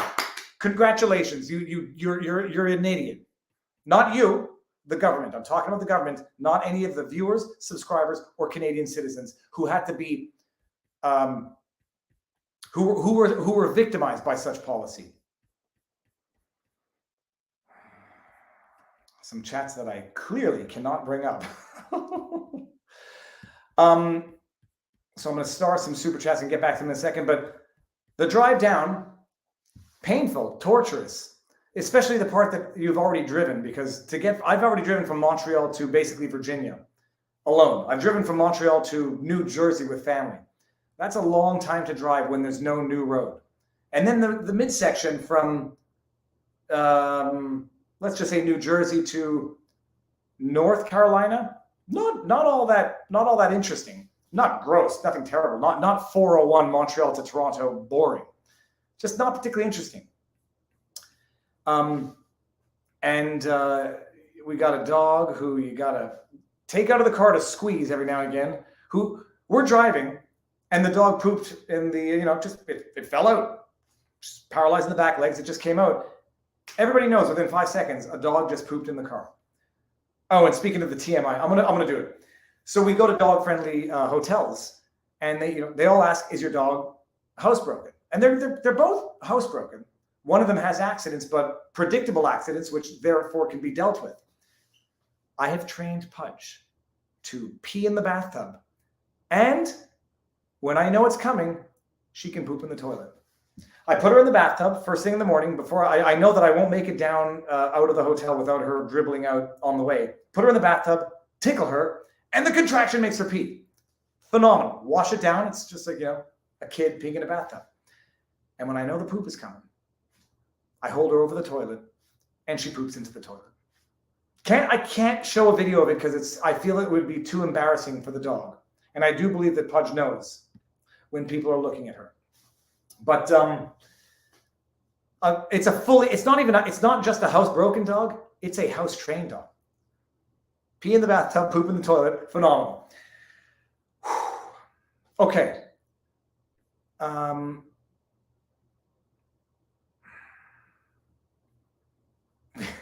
Can't do it. I can't do it. What is that dog? I can't do it because the dog doesn't even, she gets embarrassed when I hold her over the sewer so that she just poops directly into the sewer when people are looking. And it's like, I hold her under the arm. She's like this with her paws. She's like, and she knows that people are looking at her when people are looking at her. And it comes out much quicker when she's not. And like, yeah, she's a good dog. We love you, Viva. Thank you very much. Murph's Kicks. Booyah. I went jogging in those shoes today. You all want to see an injury that I got? Let me see it. Can I do it? Okay, my wife says nobody ever wants to see injuries, but this one's interesting. And it's like, when I say like, even when I have bad luck, it's still relatively good luck. On Wednesday, after like the most tumultuous day ever, I'm just walking down the stairs and I roll my ankle and I know that something tore. Let me see, right? Okay, you see that bruise there and the bruise on the top right here. And this is after three days of healing. I rolled my freaking ankle and I hear, I was like, I knew it was relatively serious. So for the last 3 days in the car, I hadn't exercised, but I, probably wouldn't have been able to anyhow. And I knew it was serious. I knew it because I did it to my right ankle 20 years ago. I needed to get crutches because I know I tore the ligament that's outside on the outside of the ankle ball. And I heard it snap. And my foot, like that's a minor bruise. The other one, when I did it, my entire foot turned purple. And by the way, it happened because I was jogging in loafers because I'm at an event and I was like, I'll just jog home in a suit and loafers. Roll my freaking ankle. Anyhow, all that to say, Murph's Kicks, they're not here, who made those wonderful custom shoes. I jogged in them today. They're amazing.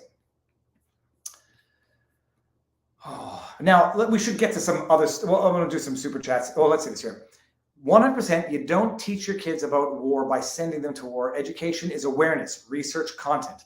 Consideration and decisions are made through influence and thought. You don't need to be in a woke mob to learn. My kid came back. They're talking. Oh, I should share this one. Here's another one. I'm in a pool on the way down here. Speaking of the wokeness stuff. And there's a kid who's clearly a young kid with a pierced ear, clearly a boy, a defiant boy, like a rambunctious boy. I think under 5. The kid was under 5. And then I hear the kid say to his sister, "I'm a girl." And the sister says, "No, you're not. You're a boy." He says, "I'm a girl." And the sister says, "No, you're not. You're just doing that to irritate mom." And my kids hear this. And it leads to the discussion. I was like, there will be cases. There will be cases of bona fide, genuine, I believe what they call it is gender dysphoria or gender dysmorphia. I always get mixed up between the two. There will be cases of bona fide, genuine gender dysphoria or dysmorphia, and I don't mean to be disrespectful either way. Then there's also just going to be cases where kids are going to do it to be provocative, to irritate their parents, because they now hear this trending in the news and in the media, and it becomes an easy way for them to pull or push their parents' buttons. And it leads to a discussion with my kids, and that's it. We learn. I think to some extent, maybe to a flaw, it's better for the kids to be exposed to this stuff as opposed to not shielded from it, but not exposed to it. Which is why I let my kid, when I think they're old enough, watch bad, dirty, violent movies. They're going to see it anyhow. Slow exposure, disgust exposure. What was the comedy? But Harold and Kumar might be too much for 2 of the kids, not too much for one of the kids. So that's it. I'm going to unflag that. I'm going to read some super chats, and then we're going to talk Jordan Peterson, because this is the segue. Remember when okay, so I got that one. Thank you very much. Viva, when I first heard you, when I first found you, I knew you were on your way to clarity about reality. I also knew you wouldn't let me down getting there. Family in Jacksonville. I'm in Georgia. Hope to meet you one day. Stay tuned. Stay tuned. Can't slow. Everything is a journey of its own. Getting here was a journey. Getting here physically in car was a journey. There's a new journey that's starting right now, so stay tuned. YouTube won't let me super chat my email. That is that, or my boomer brain doesn't allow it. I'll message it to you, Viva, and your family on your latest video. Okay. Or don't do it. I'll get it. I know I have it somewhere. Okay, we got here. Even if you are here temporarily, you are welcome, and we feel the same. Love our country, hate the government. If you get to St. Louis, I'll take you to dinner. Thank you. My dream is to cross-country road trip. And now we have a trailer hitch. It's a bike thing from the bike store that I used to work at 20 years ago. It's so amazing. And it works. I didn't want to tell my wife we didn't have a spare tire for that thing. If anything happened on the way down here, South Carolina, I wish I'd known. I would have brought you some Chick-fil-A for your trip. No need, but thank you very much, Peppermint. Even when we have bad luck, it still manages to be good luck. We were at a Buc-ee's, that big gas station thing. It's Buc-ee's. I've never seen, it was like an amusement park of gas stations. And I'm pulling into one of the things, and a big pickup truck passes me. And then for whatever reason decides to start backing up. And I start honking, and it backs up into our car. And poop, touch wood, didn't damage our car. Minor bump on him, and that was it. We, fist pumped and went on our way. One, silly thing, a pop tire, and how things change. So that's it. Rolled my ankle. I think I know I tore something, but I had 3 days to heal, and today I went for a jog. And it was great. I have never had one bad experience while traveling through the States. Ohio, Kentucky, Tennessee, Georgia, etc. The best conversations were in restaurants with people. I never believed in stereotypes. Yeah, the Deliverance. I think it was in Virginia, but the Deliverance. All this is, you're in the wrong part of town, big shitty boy. It was beautiful people, beautiful states, beautiful culture, beautiful everything. We've been lied to. It's not black pill. I just think I've been lied to my entire life by what I thought were the trustworthy sources. Great job identifying Christmas. Yes, seriously. And should I keep or change my donation amount? Pasha, it doesn't matter. Thank you for everything. What do we got here? Viva, now that you're in the U.S., is there any way we could get Alberta to join the U.S.? The joke. I now understand Wexit. Western Canada wanting to exit from Canada. I now understand it. Quebec wanted to do it 20 years ago for different reasons. I now understand it. You have a portion of the country that is being politically governed and dictated by another portion that doesn't share any of its interests or desires. And then I, jokingly understand how Americans saying, we want to come up and save Canada. Let's see. Anyhow, Bill C11 is the next big one. Hold on, where is Bill C11? There's a $300 Rumble rant from Viva. Congrats from ATCHUU.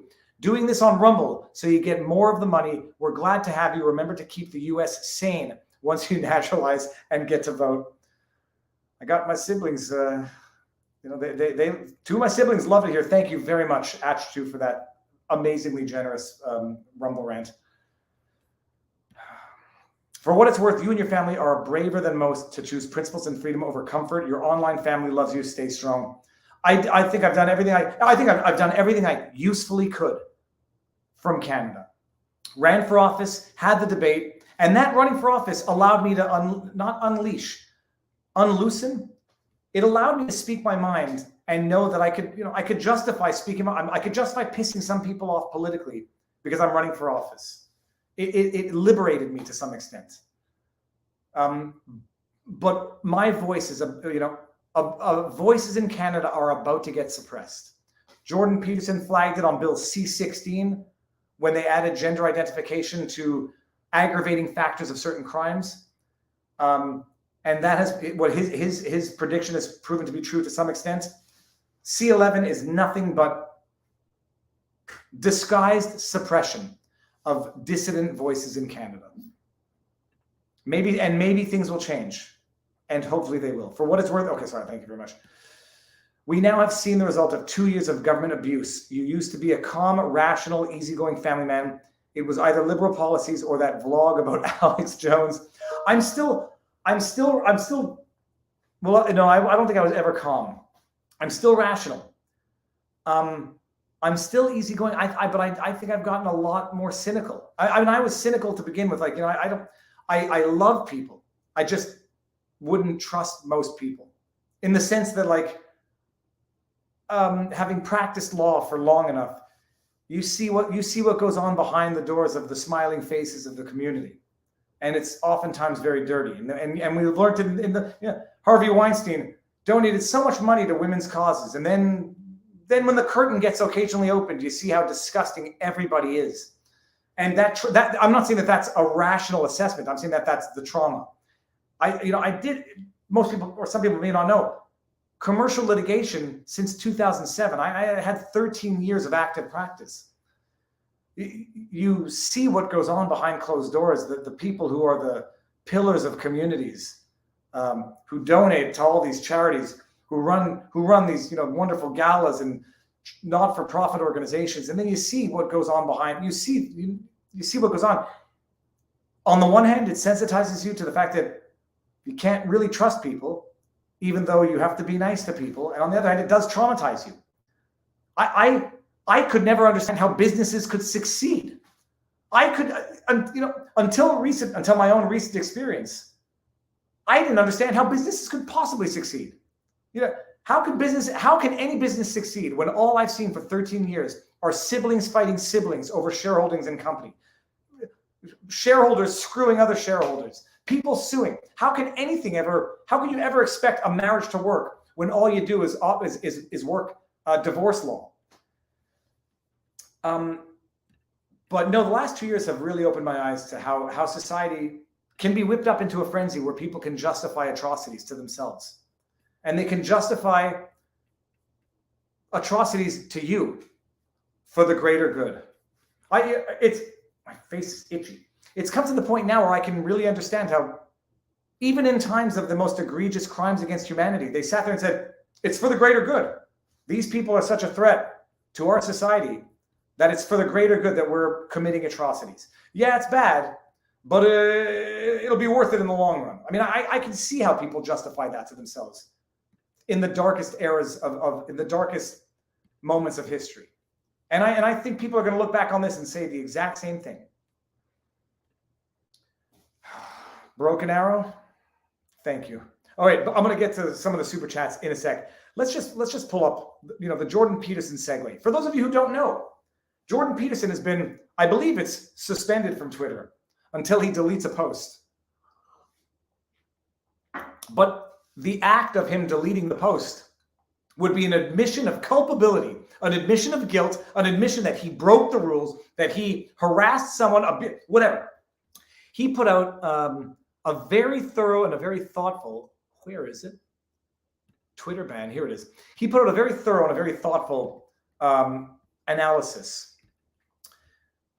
And I only got to it because someone said he looked unhinged in it, and I was like, oh, I want to see Jordan Peterson unhinged. Man, and this is fun. the young men really need to hear this Jordan more. Peterson running ads. You on should be a videos. monster, an absolute monster. He is. And that Hello, everyone. A few days ago, I penned an irritated tweet in response to one of the latest happenings on the increasingly heated culture war front.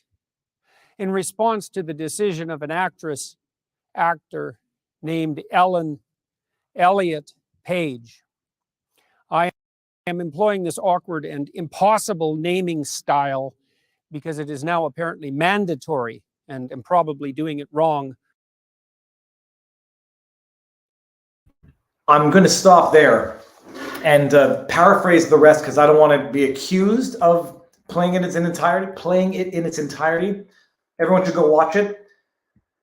By the way, this is the tweet that I said, I don't necessarily agree with Jordan Peterson on the substance of the tweet, but we can still agree to disagree on certain things. The tweet basically said, Paige, and I'm not getting into trouble here. I'll just refer to individuals by their last name. It avoids all confusion. Paige had a procedure done, and Jordan Peterson said, remember when pride was a sin, and Paige just had breasts removed by a criminal doctor. The issue with Jordan Peterson's tweet is that it used Paige's dead name, Ellen. It referred to a criminal doctor for carrying out a procedure that, many will feel violates the Hippocratic Oath of not do no harm. And there was one other issue to it. I think that's pretty much it. The tweet got flagged on Twitter for either targeted harassment, abusive conduct, or whatever. And Peterson was put on timeout until he deletes the tweet. But as you'll see in his expose of the situation, should he delete the tweet, that would be tantamount to an admission that he did in fact commit the alleged crime of lack of specificity of either targeted harassment or abuse or whatever. And Peterson goes into a very thorough and thoughtful explanation as to why he believes what Paige has done is fundamentally immoral. People look up to Paige. People are celebrating Paige's decision as though it's an act of heroism, which will potentially influence 3, 4, 5-year-old kids who might happen to see this, might not understand what's going on in life, and think that this is now a way for them to either push their parents' buttons or get attention from their parents, and might be influenced by this. I am of the opinion that adults can do what they want with their own body to the extent it's, the most egregious of cases aside, but even then, full-grown adults can do what they want to their own body. And doctors, in doing no harm, what someone wants to do aesthetically for their own body is up to them. And a doctor, there's a lot of doctors that do cosmetic surgery that is by definition not necessary, but purely cosmetic. But I understand what Jordan Peterson is saying, is that you have individuals who do this, are in celebrated positions of influence and authority in culture, in society, who will invariably and necessarily influence other people to do similar things, younger people, influential people. You have doctors who are carrying out the desires of people who some might say might not be cognizant of the damage they're doing to their bodies. But even if they are, doctors shouldn't just do what someone says just because someone asks them to do it to their body. I understand that. I understand what Peterson is saying in terms of politicians like Justin Trudeau coming out and celebrating the heroism, and therefore further amplifying, further legitimizing one individual's personal desires as though it's a new trend in humanity. And Peterson's tweet was flagged, and they said, delete it, and we'll reactivate your account. But by deleting it, you're admitting to fault. It's like straight out of 1984. Lick the boot. That's licking the boot is not 1984, but say it. Say it. 2 + 2 is 5. Say it. Come out of this saying, I love Big Brother.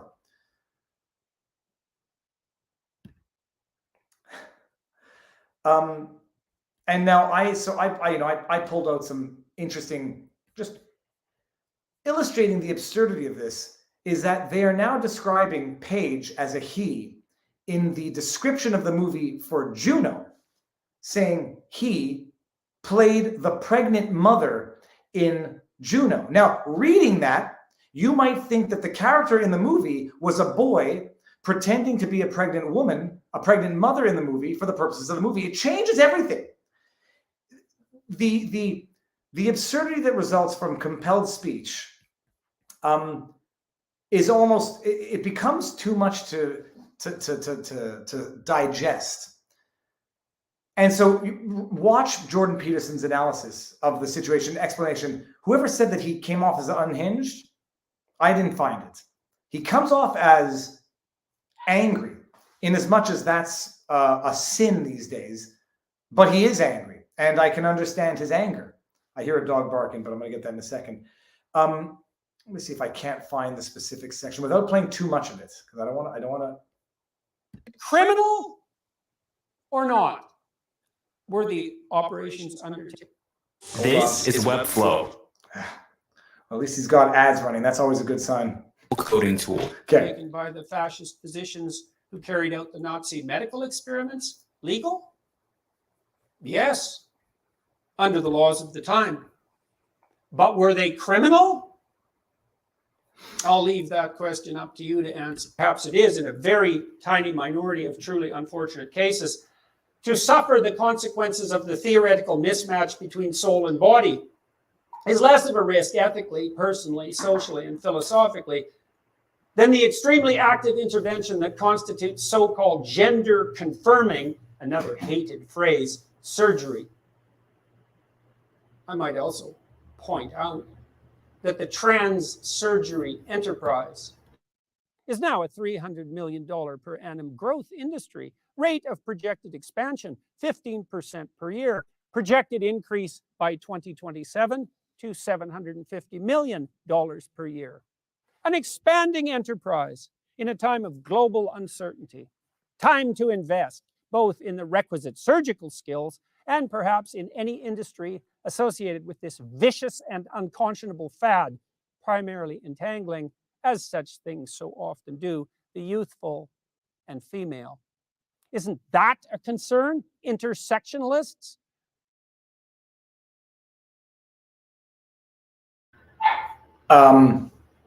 That was the point. And first, I listened to this. We listened to this while driving, and it led to a discussion. It led to a discussion as to why would it make a difference? What difference does it make that there's an industry behind it? What's the word? A burgeoning, a blossoming industry? What difference does that make? That there's an industry behind this? Well, I had to explain to, we discussed how, hold on, let me just get the dog. This is going to irritate me. Oh my gosh. Oh. Come on. Come on. Yeah, go.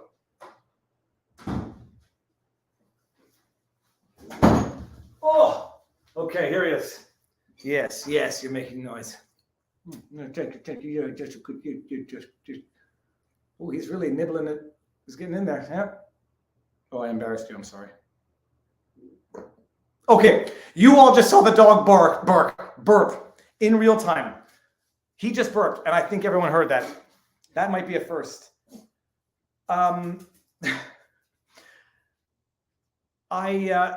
We got into the discussion of how industry corrupts. And let's just think of some interesting examples. The Big A. The Big A as a debate has been falsified. And I would argue specifically because of the industry that has been born around the procedure. What is an issue that I think 90% of people can agree on within a certain window of acceptability has been turned into a wedge issue specifically because of the money that is now behind this industry as a whole. Without getting into the Big A, the Big A is, it rhymes with schmishmortion if we're pulling knocked up. Let's take another industry, or let's take another entity that was turned into an industry, and I think I mentioned this a year and a half ago. COVID has been turned into an industry. We're driving down here and we see pop-up COVID testing centers. When I went to the Project Veritas event, and we flew down for less than 70, we were down for 48 hours. And I had to get a COVID test here in order to get back to Canada. And I went to a COVID testing clinic in the penthouse of a downtown Miami skyrise. And I'm like, holy hell, business is good. COVID went from a pandemic to an industry, both government and private. You think anyone's going to let that billion-dollar industry go? The testing centers, don't knock over the plug. The testing centers, the products, the treatment, the ads, the ad revenue that keeps flailing legacy media afloat. You think anyone who's involved in this industry wants it to go away? No.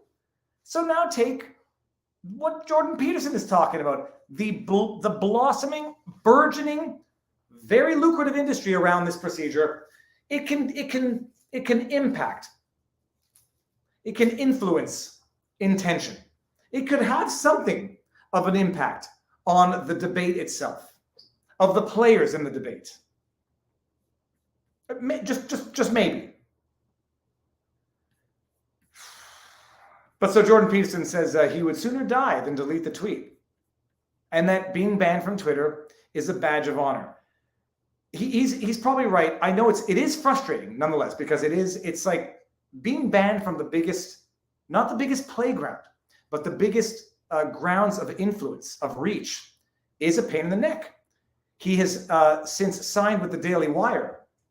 So Peterson will not lack for influence, but it's frustrating to be banned. And Peterson takes a stand, puts out a tweet that he probably knew was going to get him in trouble. And then others, pussyfoot around it, talk about my Coronavirus instead of coronavirus when it was banned on YouTube. Take a little flack for playing by the rules. But you can listen to Jordan Peterson and you can disagree with him, but you cannot say that his position is not meticulously thought out, and that he makes some damn good points as relates to this social issue of the day. Okay, hold on a second. My goodness. All right. My ankle still hurts, by the way, but jogging on those Murph's kicks, Murphs_kicks on Instagram. The shoes are beautiful. Profits over logic. Did everyone hear Winston burp? Because I hope that was as noticeable for everyone as it was for me. And my wife is a trooper. We drove in from Jacksonville today. All day. Today was a 4.5-hour day. Yesterday was 11 hours. The day before was painful. She took the kids out for food so that I can do this and go for a jog. But I drove every minute of the way, not because I'm a control freak, because I'm neurotic and I do not feel safe behind the wheel when anyone else is driving. Okay, let's do 25 super chats right now. We have now seen the result of two. Okay, sorry, I got that one earlier. Viva, it was awesome seeing you in Barnes on Timcast IRL. Also, it is awesome to see Canadians and Americans waking up and standing up for our natural, God-given rights, capital G God. I'm not a religious person. I believe in the cosmic God. Stay strong and keeping you, Vladstein. Thank you very much. It's Mike and me. Congrats on the move. Well, it's 3 years for now. Canada, specifically Quebec, is losing a lot of good people. You imagine the brain drain, the financial drain. The government's got to tax people to pay for these The government. It's devastating to me to see what's going on in Canada. The only people who don't care are the people who don't need to care. The only people who don't care, don't have kids, are financially well off, have not been negatively impacted by this in any meaningful sense. Hey, or have actually benefited from this. They don't care. The truckers, the farmers, the people whose lives have been upended over this, people who've been fired for not submitting to this, yeah, they're not so happy, but screw them. Greater good. We're heading to camp in North Hero in 2 weeks for some fishing on Champlain. Love you, buddy. Enjoy it. Catch some big ones. My husband had COVID June 2nd, lasted 16 hours. We had it. All of us. I'm a reasonably healthy person. By the way, I was so sick, not from COVID, in 2019, right before. You can go back and watch the videos when I was dreadfully sick. I was so sick, I was Googling encephalitis. I was Googling what diseases you can get from touching dead fish because I had found a minnow in ice and I used it as a bait. It was right before. Like, I get sick. People seem to have forgotten. Flu is very bad. It hurts. Sometimes you're out of it for a week. And unless you're old, frail, impaired, infirm, what's the word I'm looking for? Vulnerable, it's an uncomfortable. Right now, it's like, right now, the cold has been weaponized. When we all got it, my biggest question of the day, do I jog 5 miles or 3 miles? Do I jog outside or do I do some indoor exercise? And that's the case for, look, I'm fortunate. I'm youngish. I'm healthy-ish. But now it's been like getting COVID is like, it's like a badge of honor. It's like you survived cancer, except no, because they're not the same thing. But in our minds, in the panic-induced hysteria around this, it's like the end of the world when a young, healthy, not at risk demographic gets the Rona. But anyways, I'm glad. Okay. Why would you purposely go to Florida in July? I lived there for 15 years. I'll never live there again. Look at it. Why would anyone go to Canada when it's minus 30 outside? It's like, at this point,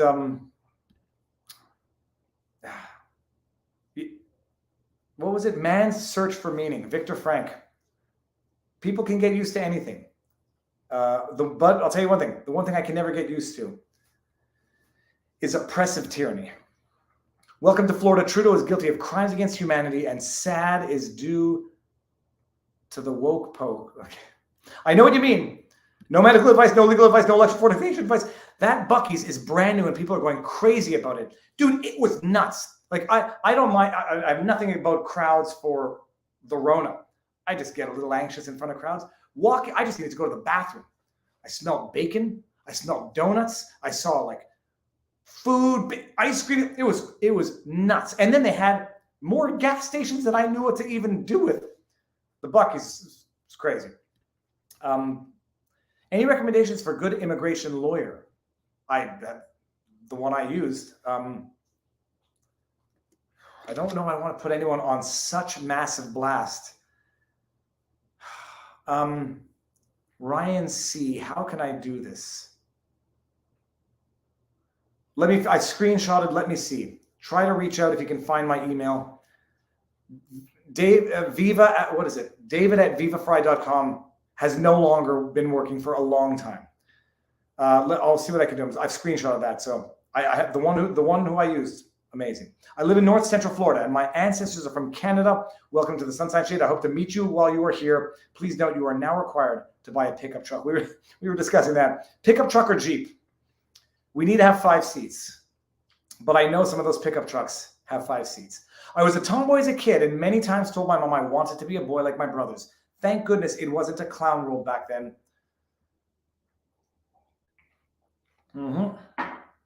My kid said he wants to eat candy all day. By the way, Bill 15 that passed in Quebec, I said it at the time, was my line in the sand. Bill 15 removed parental supremacy as the guiding principle of the Youth Protection Act. Wait until you see the nefarious consequences from that. The government now decides what's in the best interest of the kid. Setting aside cases of abuse, the government now decides what's in the best interest of the kid when the parents and the kid disagree. I was a terror since the public school era bathroom passes, cutting classes, squeezing. Real Hydro PX, we might have more in common as it relates to our childhood than you might have thought. Because gas is expensive also. You know that? Mandatory carry. I know your theory. I know your theory on it. And I'm not calling it any judgmental names. Truth is stranger than fiction. I'm just not, I have not yet been convinced by that theory. But moving on. Just know you have a friend in New York. We've got Big Pete. Thank you very much. Big Pete definitely works out. Let me see here. If you want a few little known morsels of Jordan, enjoy watching Trailer Park Boys and Sunday with Kids. Okay, if you want a few little known morsels on Jordan, enjoys watching Trailer Park Boys and Sunday with his kids was Simpsons, not church. We used to watch The Simpsons growing up. I remember we were watching The Simpsons. My mom, if she's watching, she might get not upset, bring back bad memories. We were watching The Simpsons when I found out my grandmother died. That's a weird memory to bring up. I remember it. My grandmother was in the hospital. She had open heart surgery, and I didn't know that she was in that dire of a state where, no one knows how long, could be hours or days or weeks. We go home, having Sunday night dinner as we typically had as a family, watching The Simpsons. The phone rings, and it was one of those rotary phones on a little cable. You lift it up, cable goes down the rotary, the dialing wheel, and I hear my mother. This is a random memory. So I hear my mother, hear it. And my mother just runs out of the kitchen, and I hear her start sobbing. And then we found out that my grandmother died. And then later on that evening, when I was supposed to be in bed, there was like, it was one of those, it's an old house where my parents lived, and it had one of those stairs that went back around through the kitchen, a secret stair. Like the main stairs were in the main part of the house. And there was like a narrow passage of stairs behind the television that we were just watching. And I heard my mother crying with my dad saying, where did she go? Talking to our mother. Random memories. Try eating alligator and shrimp and grits. I've had alligator, I've definitely had shrimp, and I've had grits. Last time I did the Timcast with Chris Pavlovsky and Barnes, we went to a Waffle House afterwards. I had something unique to the area. I'd never eaten at a Waffle House, never heard of a Waffle House. Had Waffle House. Viva, did you get my super chat?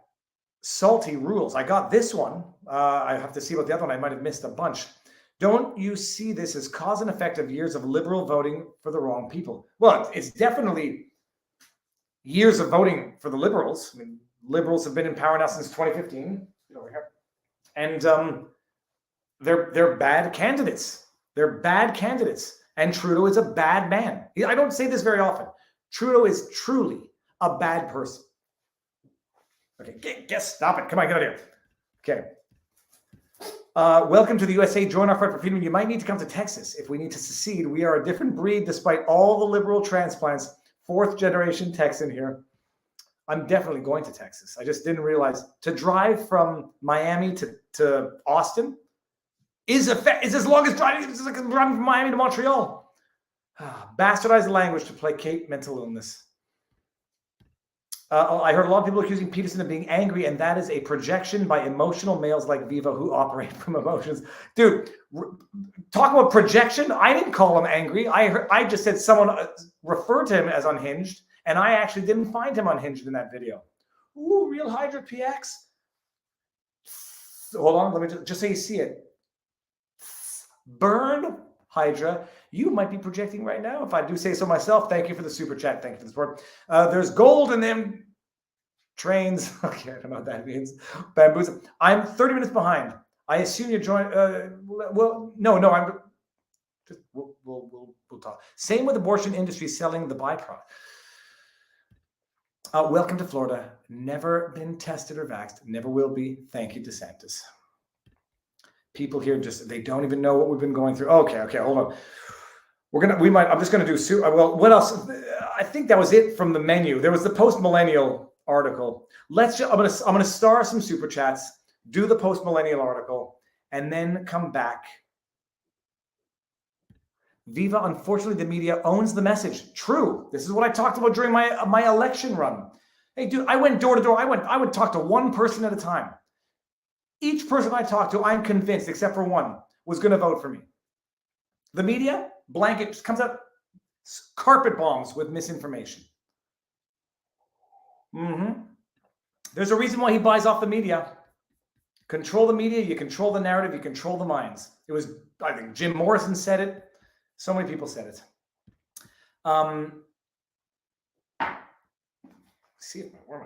Where's my wife? Be ironic if my wife runs off from me. Okay, never mind. Okay. All right. Okay, that's good. I got all that. Just let's get the post-millennial article. We'll get one thing that's actual quasi news. There's an ironic twist to this. Hochul signs here. Hochul signs. Is it New York? No, it's not. No, thanks. Let me just make sure that we're looking at the same thing. I'm going to close this window. Okay, here we go. Hochul signs. We're seeing it. Okay. Hochul signs New York bill requiring social media history to obtain gun carry permit. New Yorkers may have to share their social media history and character references to obtain permits to carry concealed firearms in public, according to Hochul. By the way, so just a side note, in Canada, to get a long arm license, so you can have a rifle for hunting, because that's all you can own a gun for in Canada, and target practice, I had to get character references. So that, I read that, it's like, oh, that's not such a big deal from my own lived experience. I now understand why these things become problems. This is a character reference for concealed carry. Imagine in Canada, to get a hunting rifle, you need to get a character reference. Is it a character reference or just approval from your spouse? We have to do background check, spousal approval. So maybe it wasn't technically character references. Scratch that. Moving on. Those seeking gun permits would have to get out of here. Get out of here. Would have to disclose their active and inactive social media accounts from the past 3 years. Now, skip the rest of the article. You can read it, as well as other stuff. They want to make it exceedingly difficult, rare and safe for people to get concealed carry in the States.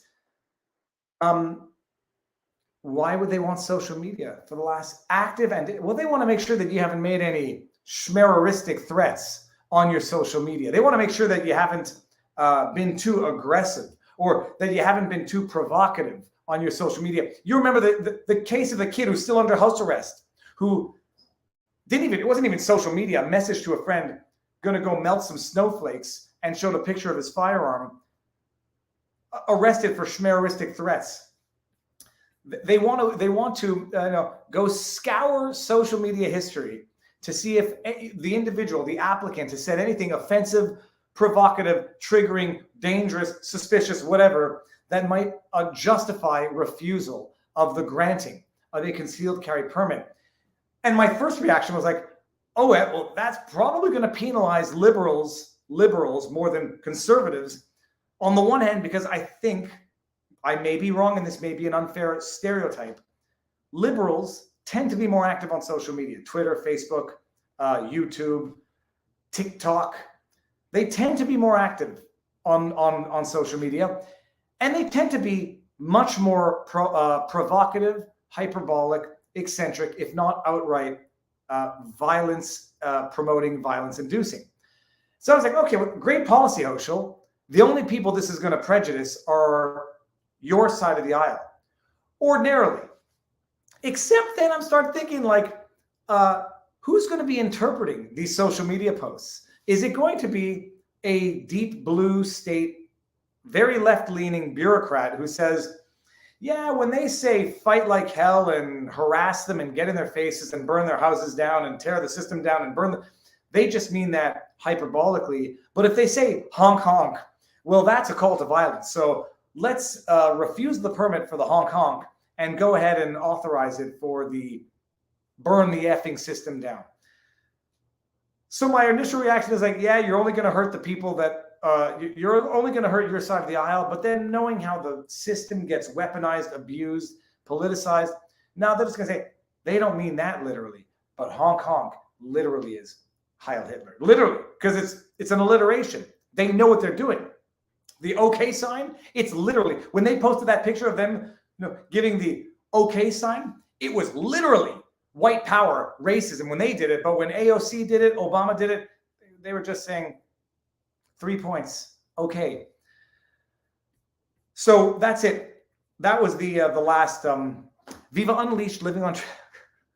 And good question, Viva, nature lover.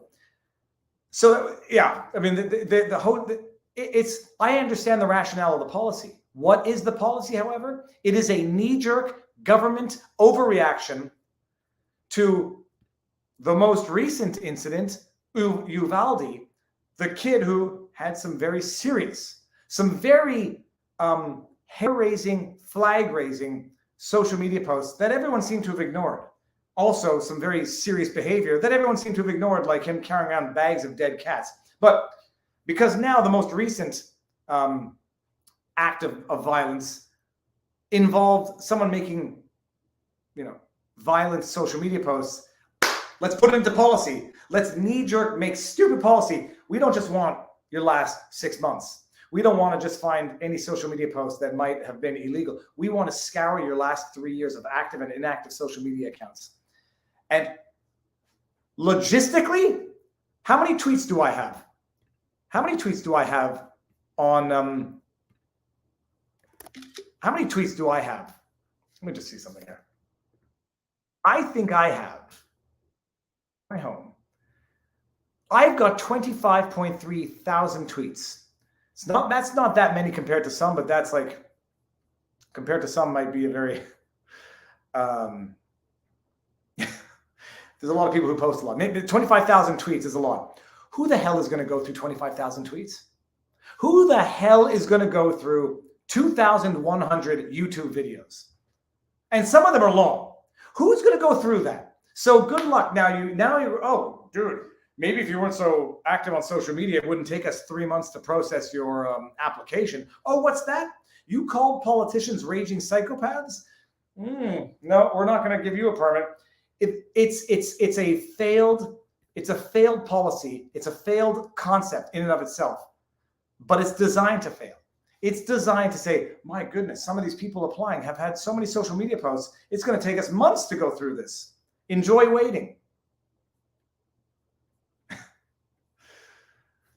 And then whether or not it's actually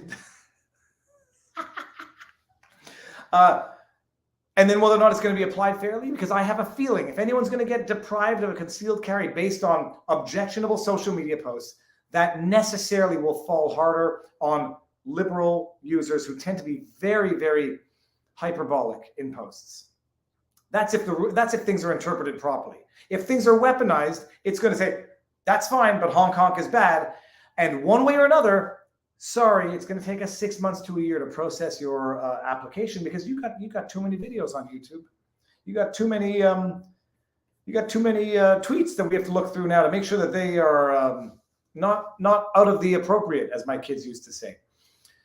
Okay, we got 3 Rumble rants here. Rumble rants. Zionad says, please share the immigration lawyer. My lawyer has been a nightmare. It's been months and nearly 20K, and I'm not any closer to being allowed to stay. I'll post it on Locals and not behind I have to make sure that I can. I don't want to put, I'll figure it out. Let me screenshot this one too. And that was from Zionad. Then we got Lusokofer from Rumble says, if your wife runs off with or without your hotel toiletries. No, those are still in the car. And then we got the salty engineer. You are forgetting that part in the Second Amendment that says shall not be infringed. Oh, it's not going to be infringed. That salty engineer. They're just going to make sure that they're going to go through your social media posts to make sure that it's a justified infringement. It's nuts. Anyhow, it'll go back to court. This is what politicians do, and lawyers for that matter. They find the way to do indirectly what they have been prohibited from doing directly. Take it up to the Supreme Court. And until there's any political fallout for abusing of the system at the taxpayer dollars, despite the ruling of the highest court in the land, they'll continue to do it. F it. Let the court system figure it out. Think about the industry for lawsuits, support groups, therapy, and activism behind the trans kids that grow up and realize they were manipulated and abused by the parents and government. That's the future of these victims. I say the system is going to change when some of these kids grow up to be adults and start suing their parents and the doctors who consented to who authorized these treatments. Then things are going to change. Because we know the stats, and the stats are not good. Gender confirming therapy or not. In fact, I believe the stats are worse. But one day they're overly litigious societies have their pros and their cons. Making people sensitive to the consequences of their actions is one of the pros. You could look into the fear ladder approach to help overcome neuroses about other people driving while you're in the car. Nope, I'm not doing it. I'm not doing it. I don't drive with other people. I don't trust their judgment. I don't trust them with more than I can afford to let them steal. My life is number one. I know that when I'm driving a car, I am 360, 24/7 surveillance. That's all. I don't trust anyone to be as good of a driver as me. And again, getting to the consequences. If there's going to be a problem, I don't want anyone else to blame except for me. Etienne de Gaulle, I ride very late. I made it down here for at least 3 years, and stay tuned for more big news. It's going to be an interesting time. I was banned from Twitter for almost 3 years ago for getting pissed at JT because of that young boy being taken off an outside ice rink for not wearing a mask. I'll never go back. That's Justin Trudeau, not Justin Timberlake. Hope you have some doggy anxiety medicine with the... Yeah, I said this to my kids, like, I want to see fireworks so loud. The birds fly off. The dogs are barking. Now, my dogs are pretty chill, despite my influence. An example of the huge industry. USA is one of the few countries that allows money exchange for blood. Ova, surrogacy. Yeah, interesting. I haven't given blood in a while. Although I know that in Canada, they ask, have you given blood outside of the country? And I might be prohibited, if ever. I joined halfway through. Okay, I got that one. All right. And I wonder if Trudeau will be willing to take a DNA test to confirm his legitimacy to the Castro regime throne. He needs a place to go once Canada wakes up. Okay, people. I'm going to be doing streams. This week I might actually have some very interesting Canadian lawyer on for a stream, Canadian content creator on for a stream. I'm not losing touch with what's going on the ground in Canada because of where I am geographically. I might just get more vocal about it. Canada just wasn't the same. What would your advice be to a 30-year-old single Canadian? I don't know. You can't tell other people what to do with their lives because I would not have to live with the consequences. There's an exodus. There's an exodus happening in real time.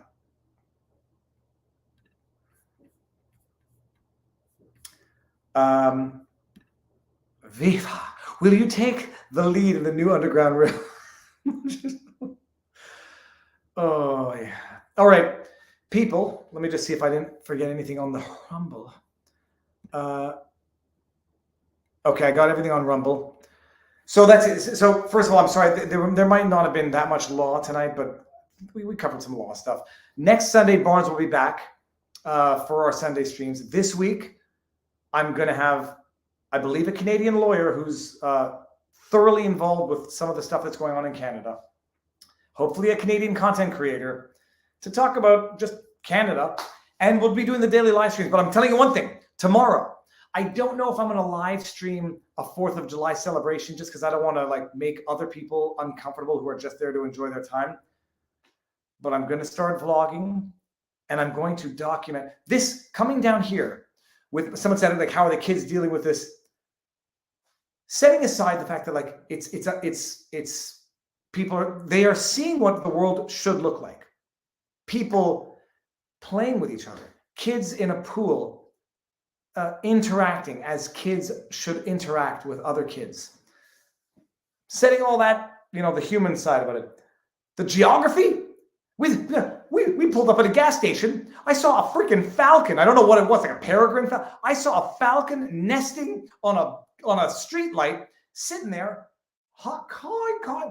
We saw iguanas, one after the other. We saw a dead, what are they called? Armadillo. We saw snapping turtle. We're going to go right now. When my wife gets back, let's see where she is. You almost back? Question mark. We're going to go for a night walk. We're going to see a snake, a frog. We're going to learn about nature. Today I explained to my kids why the leaves in Florida are thicker, waxier, and shinier than the leaves we have in Canada, which are typically thinner, more, I would say moist, if that's the way to describe it. Because it's all a beautiful thing. It's a beautiful thing to actually learn these things. Thank you very much, Brad Raymond. And I'm telling you, this is not a victory lap. I feel terrible that I feel like I'm abandoning my country, but I'm not. I'm gonna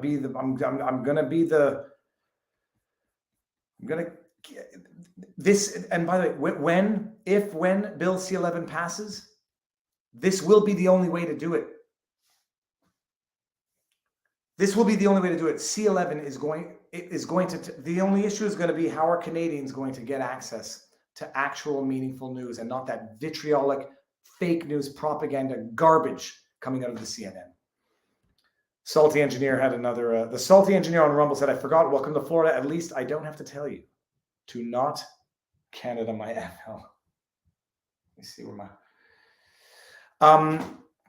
Let me just see where Bill C-11 is. Bill C-11, the Online Streaming Act. Bill C-11. As it has passed the House, and now the question is whether or not it's going to pass the Senate. It heads to the Senate. Okay. So it's going to the Senate. For those of you who don't necessarily understand how Canadian law works, basically the same as US, they come up with a bill. The House of it goes through first reading, second reading, third reading. The House of Commons, which is, I guess it would be, no, it would be the same. It would be the House in the US. They do the reading of it, then they debate it, and then they vote on it. And if it passes, it then goes to the Senate for approval before it gets royal assent and turned into law. The Senate in Canada is described as the sober afterthought of the House of Commons. And they better not be drinking the Trudeau Kool-Aid. The only problem is the Senate consists of political appointees, not elected officials. Who were they elected by? A lot of them have been elected by Trudeau.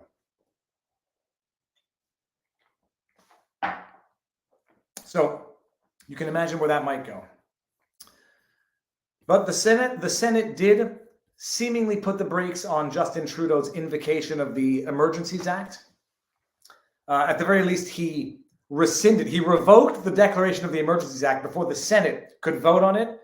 The theory being the Senate was either going to vote it down, which would be a political humiliation for Trudeau, or he started getting enough calls from the banks saying, what the fridge are you doing to Canada? We have a run on the money because you froze people's bank accounts, and now nobody, criminal or not, feels safe investing their money in Canada. People started pulling their monies out of the bank. So people started pulling their money out of the banks so fast, from what I've been told, Trudeau was getting calls from the higher ups in the banking industry saying, what the hell are you doing? There's a run on the money in the banks and we don't have enough to cash these people out. And then he revoked his invocation of the Emergencies Act. So whether or not it was the Senate or the financial realities of what Trudeau did, maybe the Senate was the sober afterthought that it ought to be. But that's it. So anyways, we'll see. Bill C-11 heads to the Senate. If it passes the Senate, Canada will be the new North Korea, the new China, and maybe even worse. I mean, it's fun. You don't get Google in China, and people judge China for that. Under the Bill C-11, it would potentially require social media platforms to say, we're demoting, downgrading, making less discoverable certain content because it doesn't meet the requirements. CanCon requirements, Canadian content requirements under this act. We're going to demote it and we're going to promote other stuff that meets CanCon. What do you think is going to meet CanCon? CBC reporting on the January 6th committee hearings will satisfy CanCon for the purposes of promotion on the platform in Canada, but Rebel News will not. Control the media, you control the narrative, you control people's minds. What was what Jim Morrison said? Let me see where my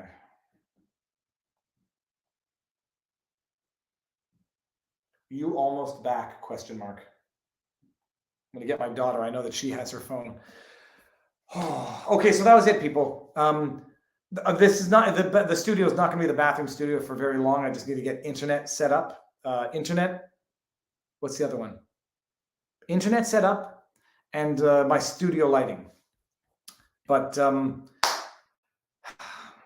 so daytime stream coming tomorrow. Vlogs. I'm going to discover a new aspect of Florida every week. I'm going down to the Keys again. I'm going to go look. There's something called Devil's Pool or Devil's Pond. And just the basic butterflies. I saw butterflies today. I saw a giant heron eating a frog. That is it.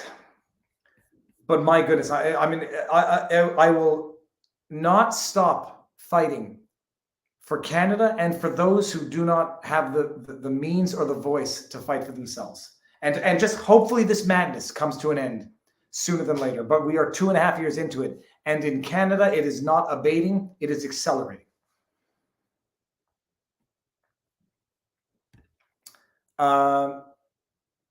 So please make a video of the process. I will one day I will one day, because I think it needs people need to know. I mean, I had no idea what was involved.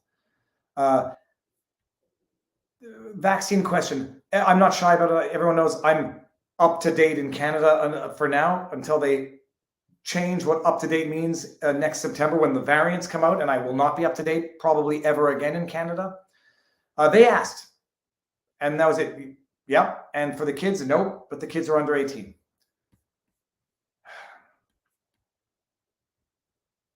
Anacondas. Oh, sorry, hold on. I got 2 super chats here.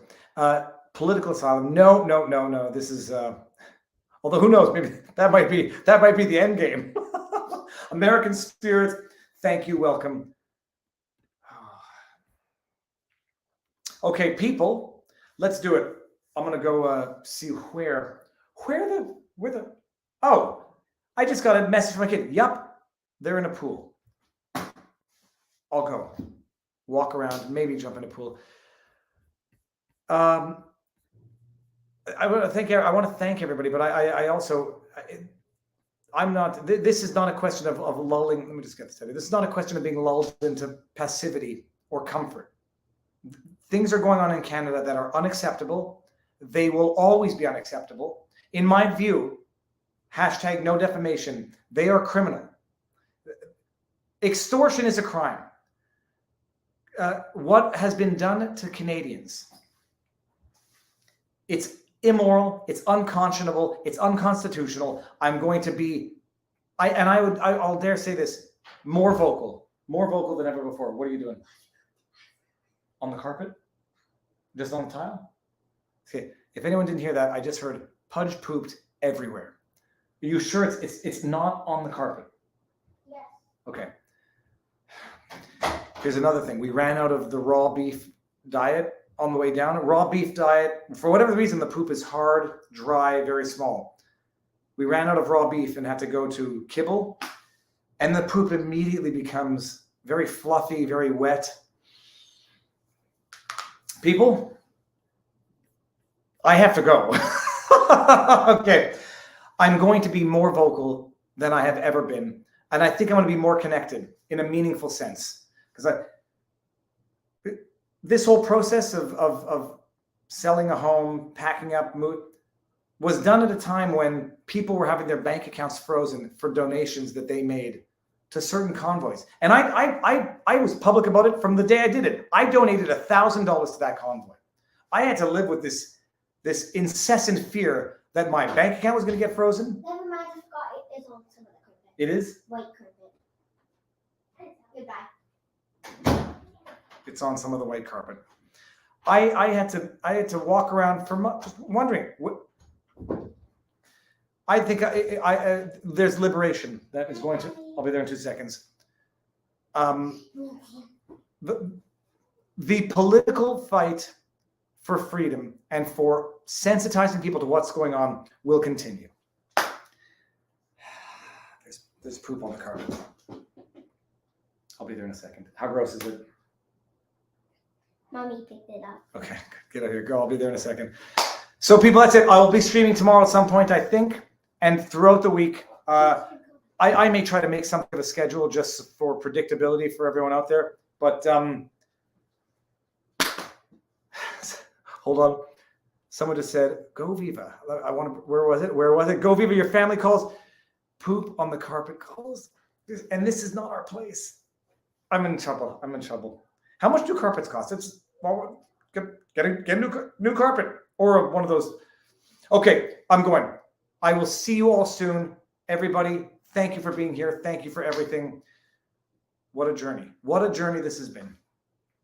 I'll see you tomorrow. Enjoy the evening.